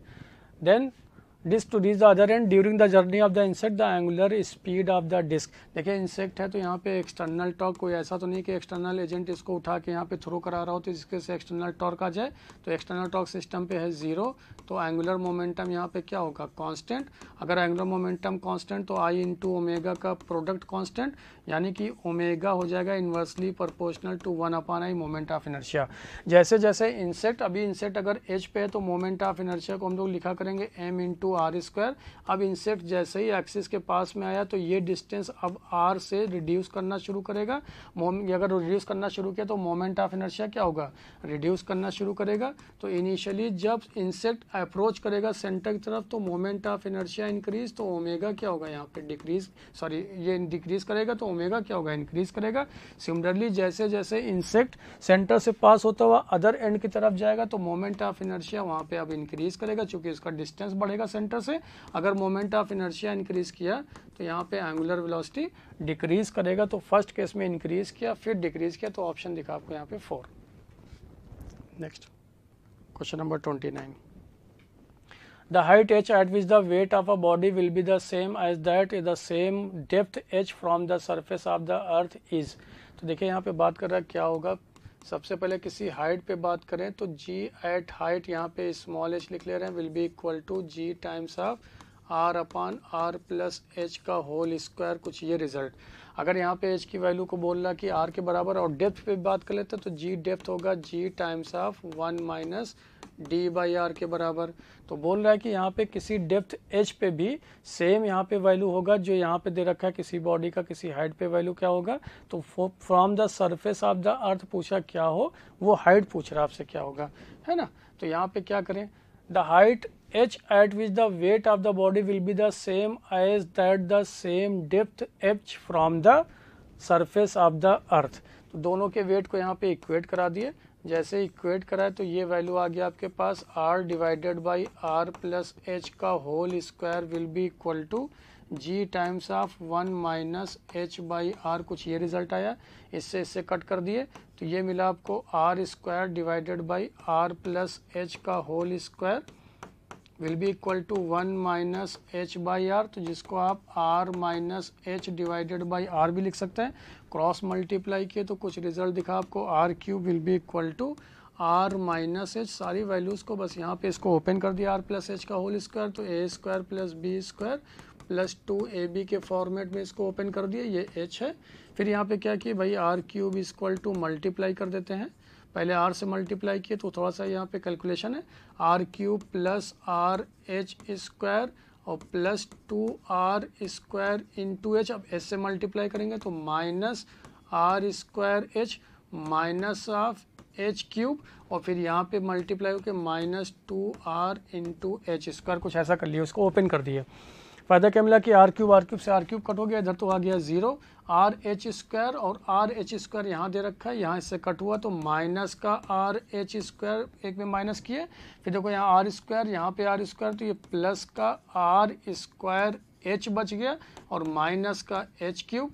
एच एच एच हर जगह से कॉमन कट होता चला गया, इसको इधर ट्रांसफर कर दिए तो ये पॉजिटिव में H square. H H common होता चला गया, यहाँ पे इधर ट्रांसफर किए तो प्लस आर एच दिखाइए, इसको इधर लेकर आए तो माइनस आर स्क्वायर बराबर 0. क्वाड्रेटिक बना लिए. जैसे क्वाड्रेटिक बनाए तो पाइथागोरस वो सीधाचार का फार्मूला यूज़ किए, तो H equal to minus B plus minus under root B square minus minus 4ac. इसका वैल्यूज़ आप समझ रहे, दे रखा है यहाँ पे 2 के बराबर, तो यह आ गया रूट 5r. तो यहाँ से आप कॉमन ले लिए तो दिखा आपको क्या, root 5 minus 1 into R divided by 2 के बराबर होगा h. तो ऑप्शन दिखा आपको यहाँ पे root 5 minus 1 by 2 into R, that is second. Question number 30. Two planets have masses m and 16 and their radii are r and 2r respectively. The separation between the center of the planet is 15r. A body of mass m is fired from the surface of the smaller planet towards the larger planet along the line joining their centers. For the body to be able to reach at the surface of larger planet, the minimum firing speed needed. देखिए able to reach बोला गया यहाँ पे। दूसरी बात है कि अगर ये स्मॉल प्लैनेट है जिसका मास दे रखा है आपको कैपिटल एम, यहाँ पे इसका रेडियस है कैपिटल आर के बराबर, और यहाँ पे एक बिग प्लैनेट है जिसका मास दे रखा है 16 एम और इसका रेडियस दे रखा है 2r के बराबर, और इन दोनों के सेंटर के बीच का जो सेपरेशन है वो दे रखा है 15r के बराबर। ऐसा क्वेश्चन में दे रखा है, मेंशन किया गया है, जबकि इसका मास है 16 एम। तो यहाँ पे पहले इन दोनों को line joining of both the planet, कोई एक ऐसा पॉइंट P होगा जहाँ पे इन दोनों की वजह से नेट ग्रेविटेशनल फोर्स का इफेक्ट जीरो होगा, यानी कि नल पॉइंट होगा, क्योंकि दोनों एक ही एक्सिस के अबाउट है। तो पहले जरा उसको पता कर लेते हैं कि इन दोनों के अबाउट यहाँ पे जो नल पॉइंट है उसका डिस्टेंस क्या होगा। तो कुछ ऐसा लिख सकते हैं 15r माइनस एक्स के बराबर यहाँ से होगा। तो देखिए यहाँ पे at point P net gravitational intensity का वैल्यू लिख रहे हैं हम लोग 0। तो क्या लिखेंगे, G M divided by X square will be equal to G into 16m divided by 15r minus X का होल स्क्वायर, ऐसा लिख सकते हैं। जी एम से जी एम कट हो गया, तो यहाँ से वैल्यूज़ और सॉल्व किए तो ये आ गया 15r minus x divided by x का whole square is equal to 16। तो क्या यहाँ से लिख सकते हैं कि 15r minus x equal to, यहाँ से स्क्वायर हटाएंगे तो रूट आएगा, तो क्या यहाँ से 4x के बराबर, तो 15r इक्वल टू 5x, तो x का वैल्यू आ गया आपके पास 3r के बराबर। यानी कि स्मॉलर प्लैनेट से 3r के डिस्टेंस पे एक पॉइंट P ले रहे हैं वहाँ पे, जहाँ पे इन दोनों के साथ net gravitational field of intensity होगा 0। अब यहाँ पे क्या बोला जा रहा है कि इसी स्मॉलर प्लैनेट से एक ऑब्जेक्ट को प्रोजेक्ट किए ताकि वो बिग प्लैनेट के पास पहुंच जाए, तो इसकी वैल्यू क्या होगी वेलोसिटी की, लेकिन P पॉइंट पे आने के बाद इंटेंसिटी 0 हो गया। तो यहाँ से इस ऑब्जेक्ट को प्रोजेक्ट कर रहे हैं किसी स्पीड v से, और कब ये कितने यहाँ पे पहुँचेगा स्पीड से, ये किस स्पीड से प्रोजेक्ट करें कि वो यहाँ पे पहुँच जाए, ऐसा बोल रहा है। तो ये देखिए ये डिस्टेंस है r के बराबर, ये आपने पता कर लिया, ये पॉइंट P है। तो लेट एज्यूम कर लेते हैं वेलोसिटी एट पॉइंट P पे हो जाएगा 0, क्योंकि यहीं पे मिनिमम वेलोसिटी प्रोजेक्ट करें। इसके बाद जब ये इसके पास अप्रोच करेगा तो इसके ग्रेविटेशनल फील्ड ऑफ अट्रैक्शन की वजह से इसकी तरफ अप्रोच करेगा। तो अगर हम लोग यहाँ पे बात करें तो ये डिस्टेंस आपको दे रखा था x के बराबर, जस्ट लिखा गया यहाँ से, और ये डिस्टेंस यहाँ से अभी हम लोग सॉल्व कर लिए, तो ये आ गया आपके पास x इक्वल टू 3r, और जबकि 15r माइनस 3r किए तो ये आपको दिख गया यहाँ पे 12r के बराबर 9। तो एट पॉइंट P पे देखो लिखना शुरू करें एनर्जी कंजर्वेशन से। तो पहले आपने प्रोजेक्ट किया हाफ ऑफ mv स्क्वायर से, उस केस में यहाँ पे पोटेंशियल एनर्जी ग्रेविटेशनल, तो माइनस GMM, चूँकि इसका मास स्मॉल m है, डिवाइडेड बाई r, और इसके द्वारा भी ग्रेविटेशनल पोटेंशियल एनर्जी कितना होगा, तो GMM, जबकि इसका वैल्यू 16m, तो 16 से मल्टीप्लाई किए, और डिवाइडेड बाई जब यहाँ पे था तब यहाँ से डिस्टेंस कितना हो जाएगा, चूँकि आप ये जान रहे हैं कि ये डिस्टेंस है 2r, इसके सेंटर से 15r था, और ये r माइनस कर दिए, तो ये कितना बचेगा आपके पास 14r। क्या लिख रहे हैं, इस पर्टिकुलर ऑब्जेक्ट पे इस प्लैनेट की वजह से पोटेंशियल एनर्जी क्या होगा, तो माइनस टाइम्स ऑफ g, इसका मास तो 16m, इसका मास तो m, अब यहाँ से इसका डिस्टेंस, तो टोटल डिस्टेंस ऑफ 15r, जिसमें ये r माइनस कर दिया, तो ये डिस्टेंस आ गया 14r के बराबर। अब फाइनल लिख रहे हैं हम लोग एट पॉइंट P पे एनर्जी, जब P पॉइंट पे, तो यहाँ वेलोसिटी क्या ले रहे हैं 0, तो अब P पॉइंट पे जब पहुँचेगा तो वेलोसिटी, सॉरी इसके पास पोटेंशियल एनर्जी होगा GMM डिवाइडेड बाई 3r के बराबर, इसकी वजह से, एंड माइनस मिलेगा g into 16m into small m, ये capital M into small m। अब ये डिस्टेंस यहाँ से कितना बचा आपके पास 12r के बराबर। अब इसको रीअरेंज करके सॉल्व करेंगे, रीअरेंज करके सॉल्व करना है, फिर यहाँ से रिजल्ट देखेंगे हम लोग। देखिए m कट होता चला गया, तो बचा आपके पास v square by 2 equal to minus GM divided by 3r, और प्लस का GM डिवाइडेड बाई r, और इधर लेकर जब इसको ट्रांसफर किए तो minus 16m into small m into g divided by 12r, plus इसको इधर ट्रांसफर किए तो GM इंटू 16 डिवाइडेड बाई हो गया 14r, ये m तो कट हो गया, तो इसको कट कर दिया यहाँ से। फिर इसको रीअरेंज करके सॉल्व किए तो v का वैल्यू आ गया अंडर रूट रीअरेंज करके सॉल्व करने पे 20 divided by 21 GM divided by R के बराबर, तो ऑप्शन दिखा आपको 4। Question number 31, given below are two statement, one is labelled assertion and reason दे रखा है। The escape velocities of planet A and B are same but A and B are of unequal mass. देखिए हम लोग escape velocity की बात करें तो VE will be equal to √2 GM/R होता है, 2 GM/R या फिर √2 GR। ये कभी भी किसी प्लैनेट के मास से के ऊपर डिपेंड नहीं करता है, इसलिए यहाँ पे क्या हो जाएगा, फर्स्ट असर्शन तो यहाँ पे करेक्ट है, लेकिन उसका रीजन देखो दे रहा है कि the product of their mass and radius must be same, तो ये ऑप्शन ही नहीं, क्योंकि यहाँ पे ये प्लैनेट के मास के ऊपर नहीं, सोर्स ऑब्जेक्ट के मास के ऊपर डिपेंड करता है इसकी वेलोसिटी। जैसे अगर अर्थ से किसी ऑब्जेक्ट को प्रोजेक्ट कर रहे हैं, उस ऑब्जेक्ट के मास से इंडिपेंडेंट, लेकिन अर्थ के मास के ऊपर डिपेंड करेगा, तो यहाँ पे असर्शन करेक्ट, लेकिन रीजन उसका करेक्ट नहीं है, reason is not a correct explanation. तो ऑप्शन आपको दिखा है यहाँ पे, assertion is correct but reason is not a correct explanation. Sorry, ये दिखेगा थर्ड वाला, A is correct but R is not correct, because यहाँ पे आर करेक्ट एक्सप्लेनेशन, और यहाँ पे बोला both A and R correct, जब करेक्ट ही नहीं तो नहीं, तो ऑप्शन दिखा आपको यहाँ पे 3। नेक्स्ट,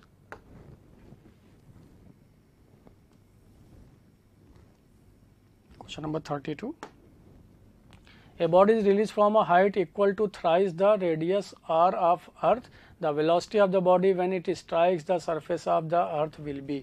देखिए यहाँ पे ये अर्थ का सरफेस है जिसका रेडियस यहाँ पे कैपिटल R, यहाँ पे एक ऑब्जेक्ट को ड्रॉप कर रहे हैं तो इसका इनिशियल वेलोसिटी 0, ये आके किस स्पीड से यहाँ आके टकराएगा ये पता करना है, जबकि यही जो हाइट है वो 3r के बराबर गिवन है।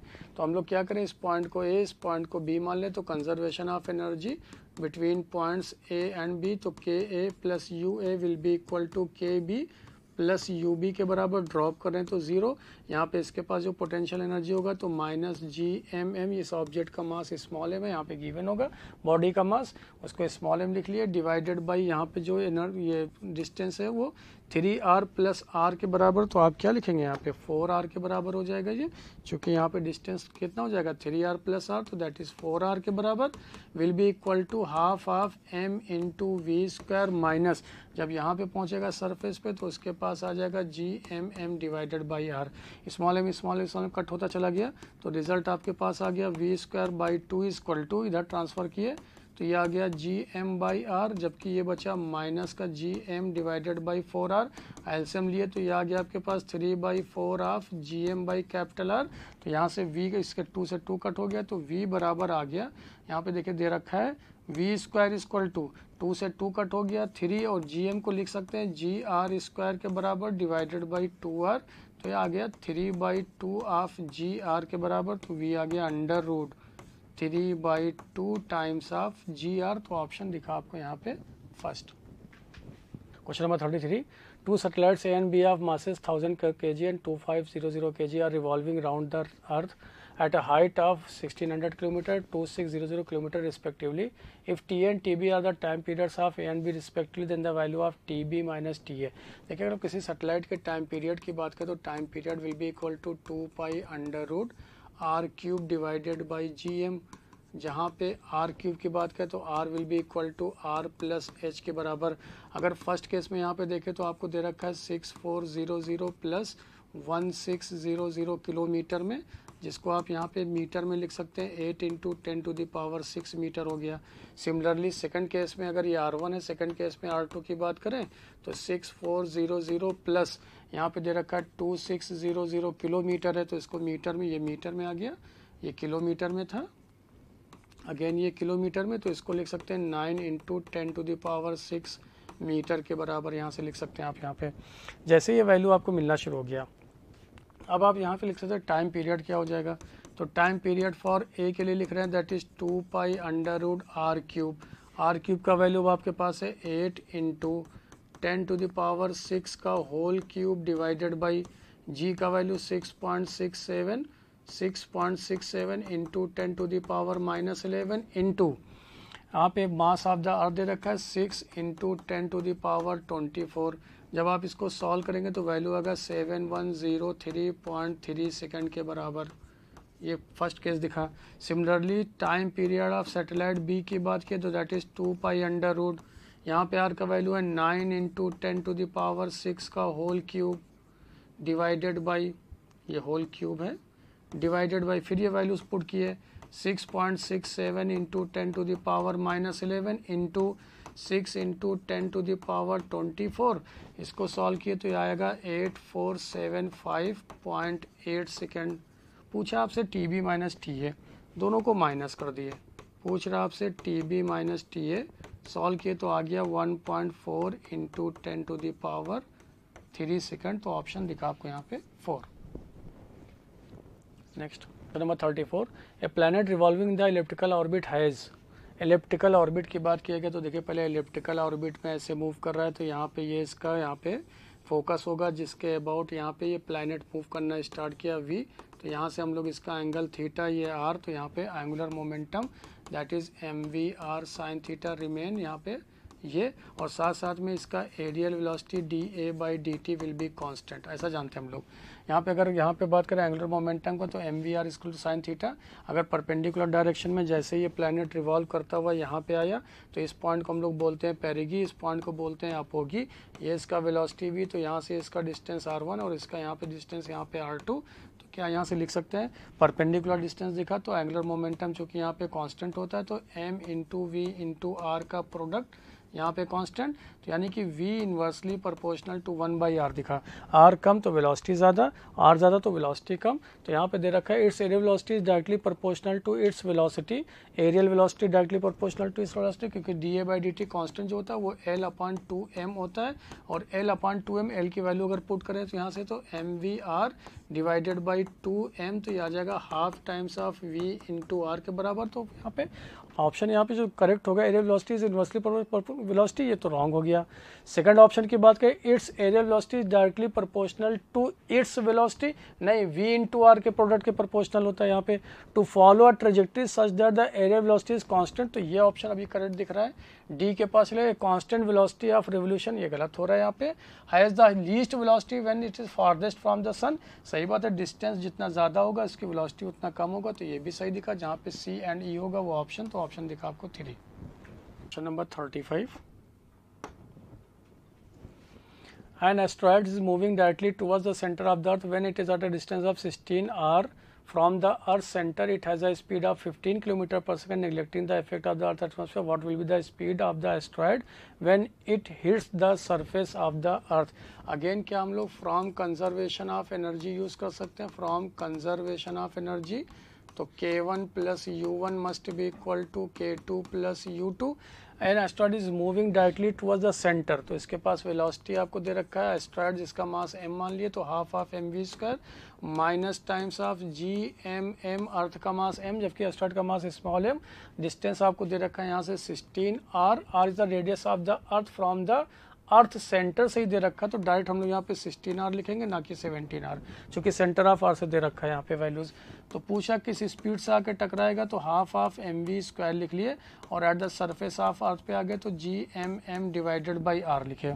तो क्या करें यहाँ से स्मॉल m कट हो गया, 2 से भी यहाँ पे इसको कर दिया वैल्यू, और यहाँ पे v दे रखा है आपको, वेलोसिटी दे रखा है 15 किलोमीटर पर सेकंड, तो इसकी वैल्यू को पुट कर दिया 15 किलोमीटर पर सेकंड, तो मीटर पर सेकंड ऐसा लिख लिए, या 15 किलोमीटर आ जाएगा तो यहाँ पे होल स्क्वायर कर दिया ऐसा, 2m कट होता चला गया, साथ में यहाँ पे मास से मल्टीप्लाई किए तो ये आ गया आपके पास 2gm डिवाइडेड बाई 16r, और यहाँ पे प्लस इसको ट्रांसफर कर दिए, ये भी हो गया आपके पास 2gm डिवाइडेड बाई r, और ये आ गया आपके पास ओनली v स्क्वायर। अगर 2gm डिवाइड बाई r की बात करें तो ये आपको मिल गया क्या, ये मिला आपको यहाँ पे स्केप वेलोसिटी अगर 2gm बाई r यहाँ से कॉमन ले लेते हैं तो 15 इंटू 10 टू द पावर 3 का होल स्क्वायर माइनस यहाँ पे कॉमन ले रहे हैं 16r, अगर यहाँ पे 16r कॉमन लिए ऐसा तो ये वैल्यू आपको मिलेगा यहाँ पे 2gm के बराबर, और ये वैल्यू आपके पास आ जाएगा 16 कॉमन लेने पे 32gm के बराबर,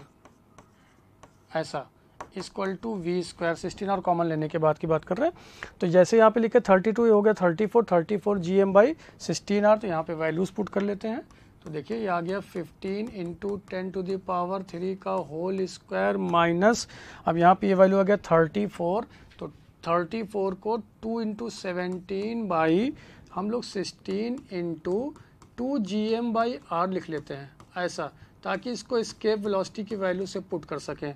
तो यहाँ पे फिर से लिखे 15 × 10⁻³ का होल स्क्वायर माइनस ये आ गया 17/16, इसकी वैल्यू को पुट किए 11.2 किलोमीटर पर सेकंड, तो मीटर पर सेकंड में इसको ऐसे कन्वर्ट कर लिए, इक्वल टू आ गया ये v²। जब यहाँ से सॉल्व किए तो ये v का वैल्यू आ जाएगा आपके पास 18.5 किलोमीटर पर सेकंड। तो ऑप्शन दिखेगा आपको यहाँ से फर्स्ट।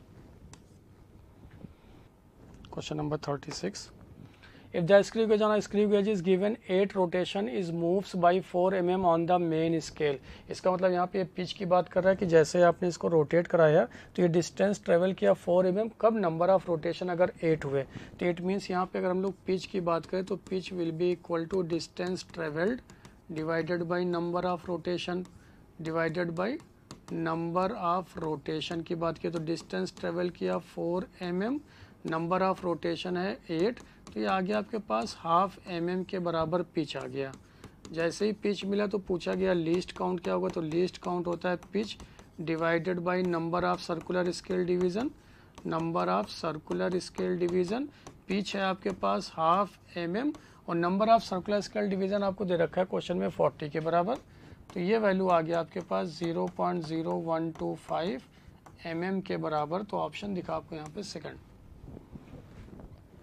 नेक्स्ट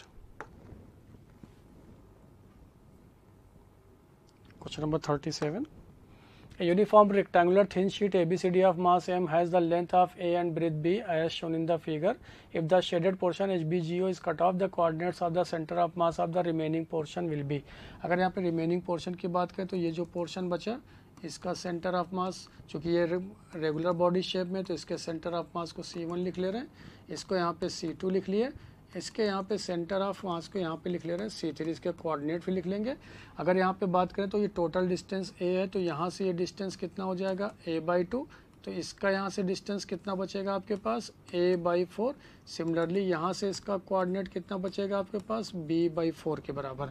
सिमिलरली अगर हम लोग यहाँ पे अलग से लिख ले रहे हैं C1 का जो कोऑर्डिनेट होगा ये हो जाएगा A/4 कामा B/4। सिमिलरली जो C2 का कोऑर्डिनेट होगा C2 इसको कंसीडर किए तो यहाँ से देखिए A/2 प्लस A/4, तो यहाँ से आ जाएगा आपके पास 3A/4 और जबकि B का वैल्यू तो वही मिला आपको, दैट इज़ B/4 के बराबर y एक्सिस में। सिमिलरली यहाँ पे C3 के कोऑर्डिनेट की बात किए तो C3 का कोऑर्डिनेट के लिए x जो होगा वो रिमेन सेम, y यहाँ पे बदलेगा। x का वैल्यू अभी भी आपके पास है A/4 लेकिन y का वैल्यू आ गया 3B/4। अब यहाँ पे सेंटर ऑफ मास का पोर्शन लिख सकते हैं x एंड y में, तो x centre of mass m1x1 plus m2x2, या फिर एरिया के टर्म में बात कर सकते हैं तो सबका चूंकि आइडेंटिकल है तो एरिया यहाँ पे सेम लिख लिए, x1 plus x2 plus x3, तो वैल्यू पुट किए यहाँ पे A/4 प्लस यहाँ पे वैल्यू पुट किया इसका 3A/4 प्लस फिर ये वैल्यू मिल गया हम लोगों को A/4 डिवाइडेड बाई सबका एरिया सेम लिख रहे हैं, तो 3A किसका एरिया है, इस वाले पोर्शन का एरिया है, इसका एरिया है, इसका एरिया है, तो यहाँ पे फॉर्मूला लगा रहे हैं A1x1 plus A2x2 plus A3x3 divided by A1 plus A2 plus A3। ये इससे कट हो गया तो यहाँ से ये रिजल्ट आया, तो इसको सॉल्व किए तो ये दिखा आपको 5A/12 के बराबर। ये आया एक सेंटर ऑफ मास 5A/12, तो एक ही ऑप्शन दिख रहा है तो आप डायरेक्ट यहाँ से टिक कर सकते थे ऑप्शन 1। सिमिलरली ऐसे ही आप y centre of mass put करेंगे तो अगेन यहाँ पे एरिया कॉमन, तो फर्स्ट केस में आपके पास यहाँ पे है B/4, सेकंड केस में आपके पास है प्लस फिर B/4, थर्ड केस में आपके पास है ये 3B/4 डिवाइडेड बाई यहाँ पे 3 है, तो ये वैल्यू आ जाएगा आपके पास 5B/12, तो ऑप्शन दिखा आपको first. Next question number 38, in van der Waals equation P plus A/V इसका V minus VB RT P pressure V volume R is universal gas constant T temperature, ratio पूछा गया B² A is dimensionally equal to. जानते हैं हम लोग कोई भी दो फिजिकल क्वांटिटी तभी ऐड या सब्सट्रैक्ट हो सकता है जब वो डायमेंशनली सेम हो according to principle of homogeneity, तो B का वैल्यू आ गया A के बराबर। सिमिलरली प्रेशर ऐड तभी कर सकते हैं जब इन दोनों का डायमेंशन सेम हो जाए A/V² से, तो A का वैल्यू आ गया आपके पास P × V²। पूछा गया आपसे B²/A का डायमेंशन क्या होगा, तो B²/A लिखे तो B का डायमेंशन हो गया आपके पास V²/A आ गया आपके पास PV², तो यहाँ से आ गया B² डिवाइडेड बाई A का वैल्यू जो वैल्यू यहाँ पे होगा वो 1/p के बराबर आ गया। और 1/ अगर p के बराबर है तो क्या PV बराबर RT लिख सकते हैं, सिंस जानते हैं pressure V equal to RT के बराबर, तो यहाँ से V/RT हो जाएगा, V/RT will be equal to 1/p। तो ऑप्शन आपको दिखा यहाँ से सेकंड, दैट इज V/RT के बराबर। 39, a car starting from rest accelerates at the rate f through a distance s, then continues at constant speed for the time t, and then accelerates at a constant rate of f/4 to come to rest. If the total distance travels in 13 s, then v। देखिए क्या करें, अगर हम लोग यहाँ पे velocity time graph की help से यहाँ पे सॉल्व करें तो देखिए यहाँ पे वेलोसिटी टाइम ग्राफ, कार पहले एक्सेलरेट किया, फिर कांस्टेंट रहा, फिर यहाँ पे डीएक्सेलरेट किया। तो यहाँ पे ड्यूरेशन लिख लेते हैं, ये ड्यूरेशन क्वेश्चन में दे रखा है t, जब वो डिस्टेंस चला।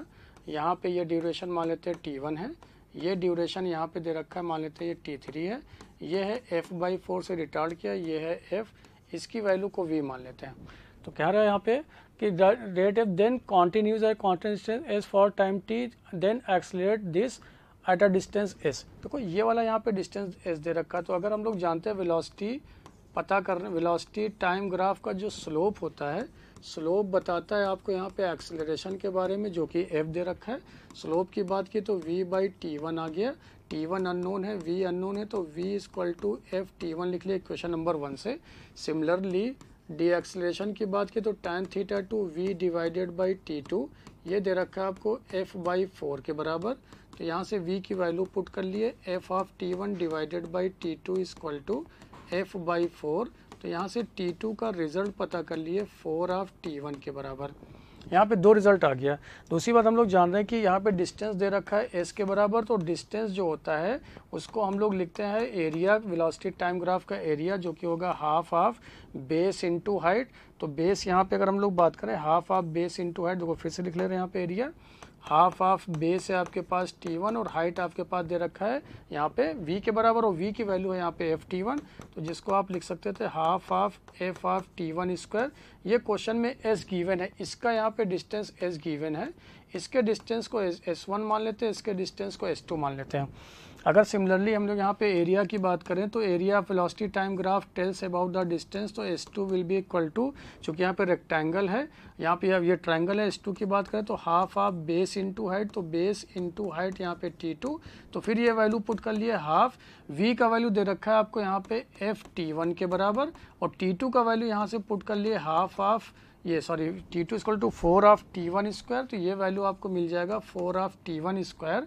तो देखो यहाँ से क्या half of f/t1 square, half of f/t1 square, इसको कुछ ऐसा लिख लेते हैं, half of f/t1 square into क्या यहाँ से 4 इंटू f बचा आपके पास, अगर ये वैल्यूज को पुट कर रहे हैं आप, क्योंकि हाफ ऑफ f/t1 स्क्वायर तो 4/t1 बचा आपके पास। इसको एक बार फिर से सही से लिख ले रहे हैं, देखिए फिर से लिख ले रहे हैं यहाँ पे सही से, ताकि कंफ्यूजन ना हो। हाफ लिखे, v का वैल्यू आपके पास है f/t1 और t2 का वैल्यू यहाँ से पुट कर दिए 4/t1 के बराबर। तो रिजल्ट आ गया आपके पास half of f/t1 square into 4, और हाफ ऑफ t1 स्क्वायर देखिए यहाँ से क्या, इसको s2 को हम लोग 4s भी लिख सकते हैं यहाँ पे। सिमिलरली s1 की बात करेंगे तो s1 के लिए l इंटू बी, तो यहाँ पे दिखेगा आपको v इंटू टी के बराबर, v का वैल्यू है f/t1 इंटू टी, ऐसा लिख लिए। ऐसा क्यों, क्योंकि टोटल डिस्टेंस ट्रेवल्ड आपको दे रखा है 13s, यानी कि टोटल डिस्टेंस की बात किए तो s1 plus s plus s2 will be equal to 13s। तो s प्लस s1 की बात किए तो यह आ गया आपके पास f/t1 into T, plus s2 की बात किए तो वो आ गया आपके पास 4s के बराबर, will be equal to 13s। तो 4 और 13 ये 5 हो गया, तो यहाँ से आप लिख सकते हैं f/t1 into T will be equal to, ये आ गया 9s के बराबर, 8s के बराबर। क्या इसको आप लिख सकते हैं यहाँ पे 8s के बराबर, ये देखिए ऐसा 8s के बराबर। और यहाँ से आपको s दे रखा है f/t1 into T equal to 8, और s की वैल्यू लिख सकते हैं half of f into t1 square. तो देखिए f कट हो गया, ये इससे यहाँ पे 4 कट हो गया, एक t1 से t1 कट हो गया, तो t इक्वल टू यहाँ बचा आपके पास 4/t1 के बराबर। तो t1 आ गया आपके पास t/4, क्योंकि सारे ऑप्शन यहाँ पे टी के टर्म में दे रखा था, थोड़ा सा कैलकुलेटिव पार्ट हुआ यहाँ पे। टी1 का वैल्यू अगर हम लोग पता कर लेंगे तो यहीं पे पुट कर देंगे तो आंसर आ जाएगा आपके पास। तो फाइनल आंसर आपको दिखा S equal to half of F into T1 का स्क्वायर, इसकी जगह पे पुट किए T/4 का स्क्वायर, तो ये आ गया आपके पास 1/32 F इंटू टी स्क्वायर। तो ऑप्शन दिखा आपको यहाँ पे 4। Next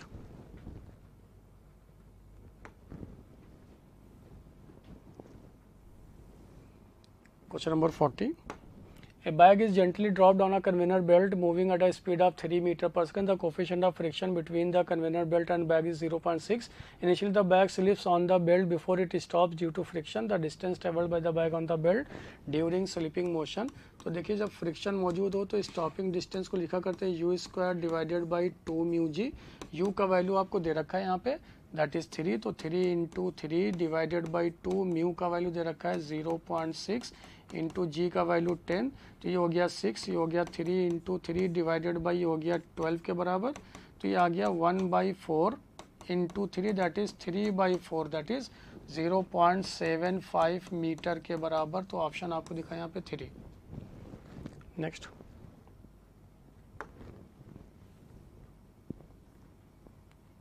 question number 41। Potential energy as a function of R is given as U upon A upon R की power 12 minus B upon R power 6, where R is the atomic distance, A and B constant. Then equilibrium distance between the two atoms will be, for equilibrium distance पहले इसको rearrange करके कुछ ऐसा लिख सकते हैं, R की पावर -12 माइनस B की पावर R की पावर -6 फॉर इक्विलिब्रियम, तो du by dr should be equal to 0।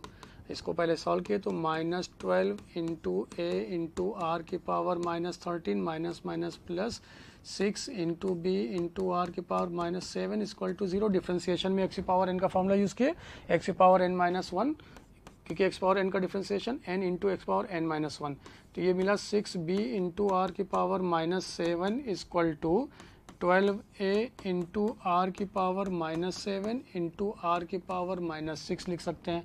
ये इससे कट हो गया तो b इक्वल टू आ गया आपके पास 2a इंटू आर की पावर -6 या फिर r की पावर +6 हो जाएगा। यहाँ से इसको मल्टीप्लाई किया तो ये आ गया 2a डिवाइडेड बाई b के बराबर। तो r क्या आ जाएगा यहाँ से, r equal to 2a divided by b की पावर 1/6। तो ऑप्शन आपको दिखेगा 2a डिवाइडेड बाई b की पावर 1/6, तो option will be 4। Next question number 42. The force required to stretch a wire of cross section 2 cm square to double its length will be। देखिए हम लोग जानते हैं यंग्स मॉडुलस की बात करें तो यंग्स मॉडुलस होता है stress upon strain that is force upon area divided by strain को डेल्टा एल बाई एल। तो क्या यहाँ से F इक्वल टू लिख सकते हैं YA into delta L divided by L. According to question बोल रहा है कि जो स्ट्रेच किया गया वो डबल ऑफ लेंथ है दैट इज एल, तो ये आ गया आपके पास 2 टाइम्स ऑफ YA के बराबर। वैल्यूज पुट किए 2, यंग्स मॉडुलस का value 3 into 10 to the power 11 और एरिया दे रखा आपको 2 सेंटीमीटर स्क्वायर, तो इसको मीटर में कन्वर्ट किया तो ऐसा, तो ये आ गया 1.2 इंटू 10 टू द पावर, चूँकि ये मिलेगा 8 में यानी 7 था तो उसको 8 में कन्वर्ट कर लिए न्यूटन के बराबर। तो ऑप्शन दिखा आपको first. Next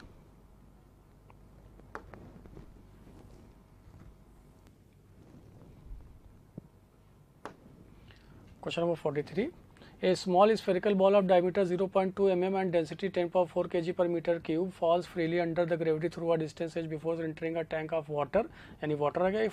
If after entering the water the velocity of ball does not change and it continues to fall with some constant velocity inside water, then the value of h will be। देखिए अगर हम लोग यहाँ पे बात करें तो velocity ये बन जाएगा टर्मिनल वेलोसिटी, चूँकि यहाँ पे कांस्टेंट वेलोसिटी की बात किया किसी भी डेंसर मीडियम पे, तो यहाँ पे 2/9 r square g into rho minus sigma divided by eta, कुछ ऐसा लिखा करते हैं फार्मूला। ये 2/9 लिखे, r का वैल्यू यहाँ पे रेडियस दे रखा है 0.2 mm, तो 0.2 इंटू 10 टू द पावर -3 इसको मीटर में कन्वर्ट किए तो होल स्क्वायर, जी का वैल्यू 10, डेंसिटी दे रखा है 10 to the power 4 10 to the power 4, जबकि यहाँ पे फ्लूइड जो दे रखा है वो वाटर है जिसका density 10 to the power 3 divided by coefficient of viscosity question में गिवन है 1 into 10 to the power 5, 1 into 10 to the power -5, ये वैल्यू पुट किए तो यहाँ से इसको सॉल्व किए तो वेलोसिटी का वैल्यू आया 20 मीटर पर सेकेंड। ये वैल्यू मिला। तो पूछा कि कितने हाइट से ड्रॉप किया गया होगा, तो वही वहाँ पे मैक्सिमम हाइट होगा। तो एच मैक्स हम लोग जानते हैं v square divided by 2g के बराबर। तो v मिल गया हम लोग को 20 divided by 20 divided by 2 into 10, that is आ गया 20 मीटर। ऑप्शन दिखा आपको यहाँ पे 3। नेक्स्ट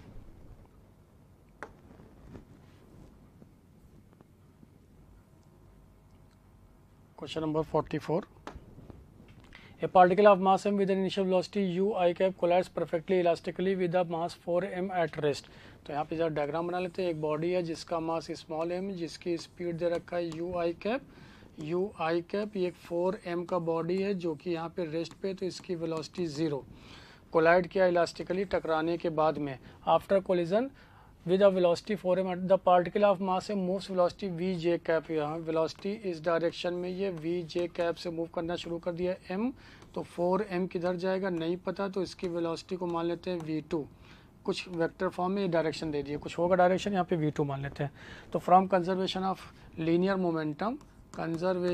लीनियर मोमेंटम यूज़ किए, तो mass into velocity I cap plus 0 will be equal to mass into velocity into J cap plus 4m into v2 vector form में लिखे। तो यहाँ से m कट हो गया, तो u i कैप माइनस यहाँ पे ले लिए v j cap will be equal to 4 into v2 vector form में, जिसके मैग्नीट्यूड को लिख सकते हैं v2 का magnitude will be equal to, तो under root u square plus v square, और ये इसका स्क्वायर तो आ गया यहाँ पे 16। यहाँ पे इसका भी इसका स्क्वायर भी आ जाएगा यहाँ से, तो लिखेंगे आप 16।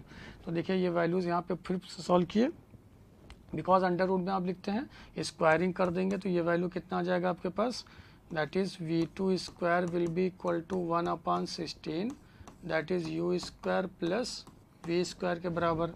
बिकॉज यहाँ पे जब ये वैल्यू लिख रहे हैं तो अंडर रूट लिख रहे हैं u square plus v square, अभी अंडर रूट में लिख रहे हैं, सॉरी ये वैल्यू 4 के बराबर था, इसको पहले यहाँ पे 4 लिख लेंगे, ठीक है, इक्वल टू ये 1/4, फिर यहाँ पे स्क्वायरिंग के तो ये रिजल्ट आ गया v2 का। अब कंजर्वेशन ऑफ एनर्जी का यूज़ कर सकते हैं। फ्रॉम कंजर्वेशन ऑफ एनर्जी तो लिखे half of mu square, initially ये रेस्ट पे था, टकराने के बाद ये हो गया half of mv square plus half of 4m into v2 square. m cut हो गया तो इसको u स्क्वायर बाई 2 लिखे is equal to v square by 2 लिखे, यहाँ से 2 भी कट हो सकता था, प्लस यहाँ पे ये वैल्यू आ गया, ये 4 ये कट हो गया, तो 2 इंटू v2 का स्क्वायर यहाँ पे वैल्यू पुट कर दिए, तो u square plus v square divided by 16, तो ये इससे कट हो गया, तो u square by 2 equal to v square by 2 plus u square by 8 plus v square by 8 लिखे, इसको इधर ट्रांसफ़र किए, तो u square by 2 minus u square by 8 equal to v square by 2 plus v square by 8 लिखे यहाँ से, तो इसको कॉमन लिए 8 कॉमन लिया यहाँ से, तो ये हो गया 4v square plus v square equal to 5v square by 8, और यहाँ से 8 अगर एलसीएम लिए तो यहाँ से आ गया 8, तो ये मिलेगा आपको 8 एलसीएम लेने पे 4u square minus u square equal to 5v square by 8 से 8 कट हो गया, तो ये रिजल्ट आ गया आपके पास यहाँ से v स्क्वायर, देखिए कुछ यहाँ पे रिजल्ट आया, यहाँ से कट हो गया इससे, तो ये 4 टाइम्स आ गया, ये माइनस 3 टाइम्स, तो ये रिजल्ट आ गया आपके पास 3u square equal to 5v square. पूछा गया आपसे v क्या होगा, तो v का वैल्यू आ गया अंडर रूट 3/5 ऑफ u, तो ऑप्शन दिखा आपको यहाँ पे सेकंड। नेक्स्ट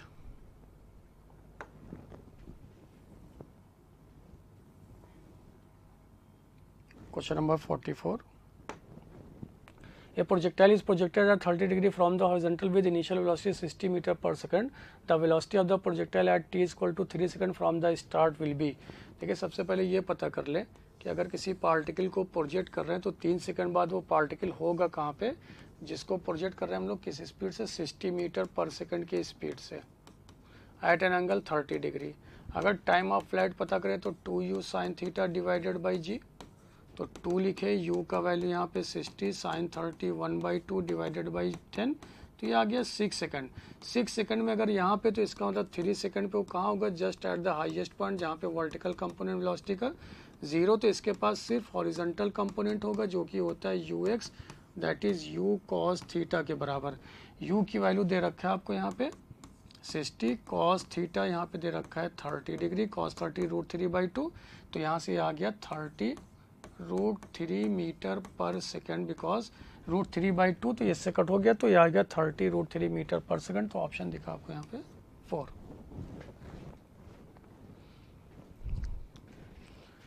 तो ये था स्टूडेंट्स आपका डिस्कशन। थोड़ा सा पेपर आप देख रहे थे, कैलकुलेटिव पार्ट ज़्यादा था, थोड़ा लेंदी था, लेकिन होप से यहाँ से बहुत सारा कॉन्सेप्ट आपका बिल्डअप होगा। Thank you so much.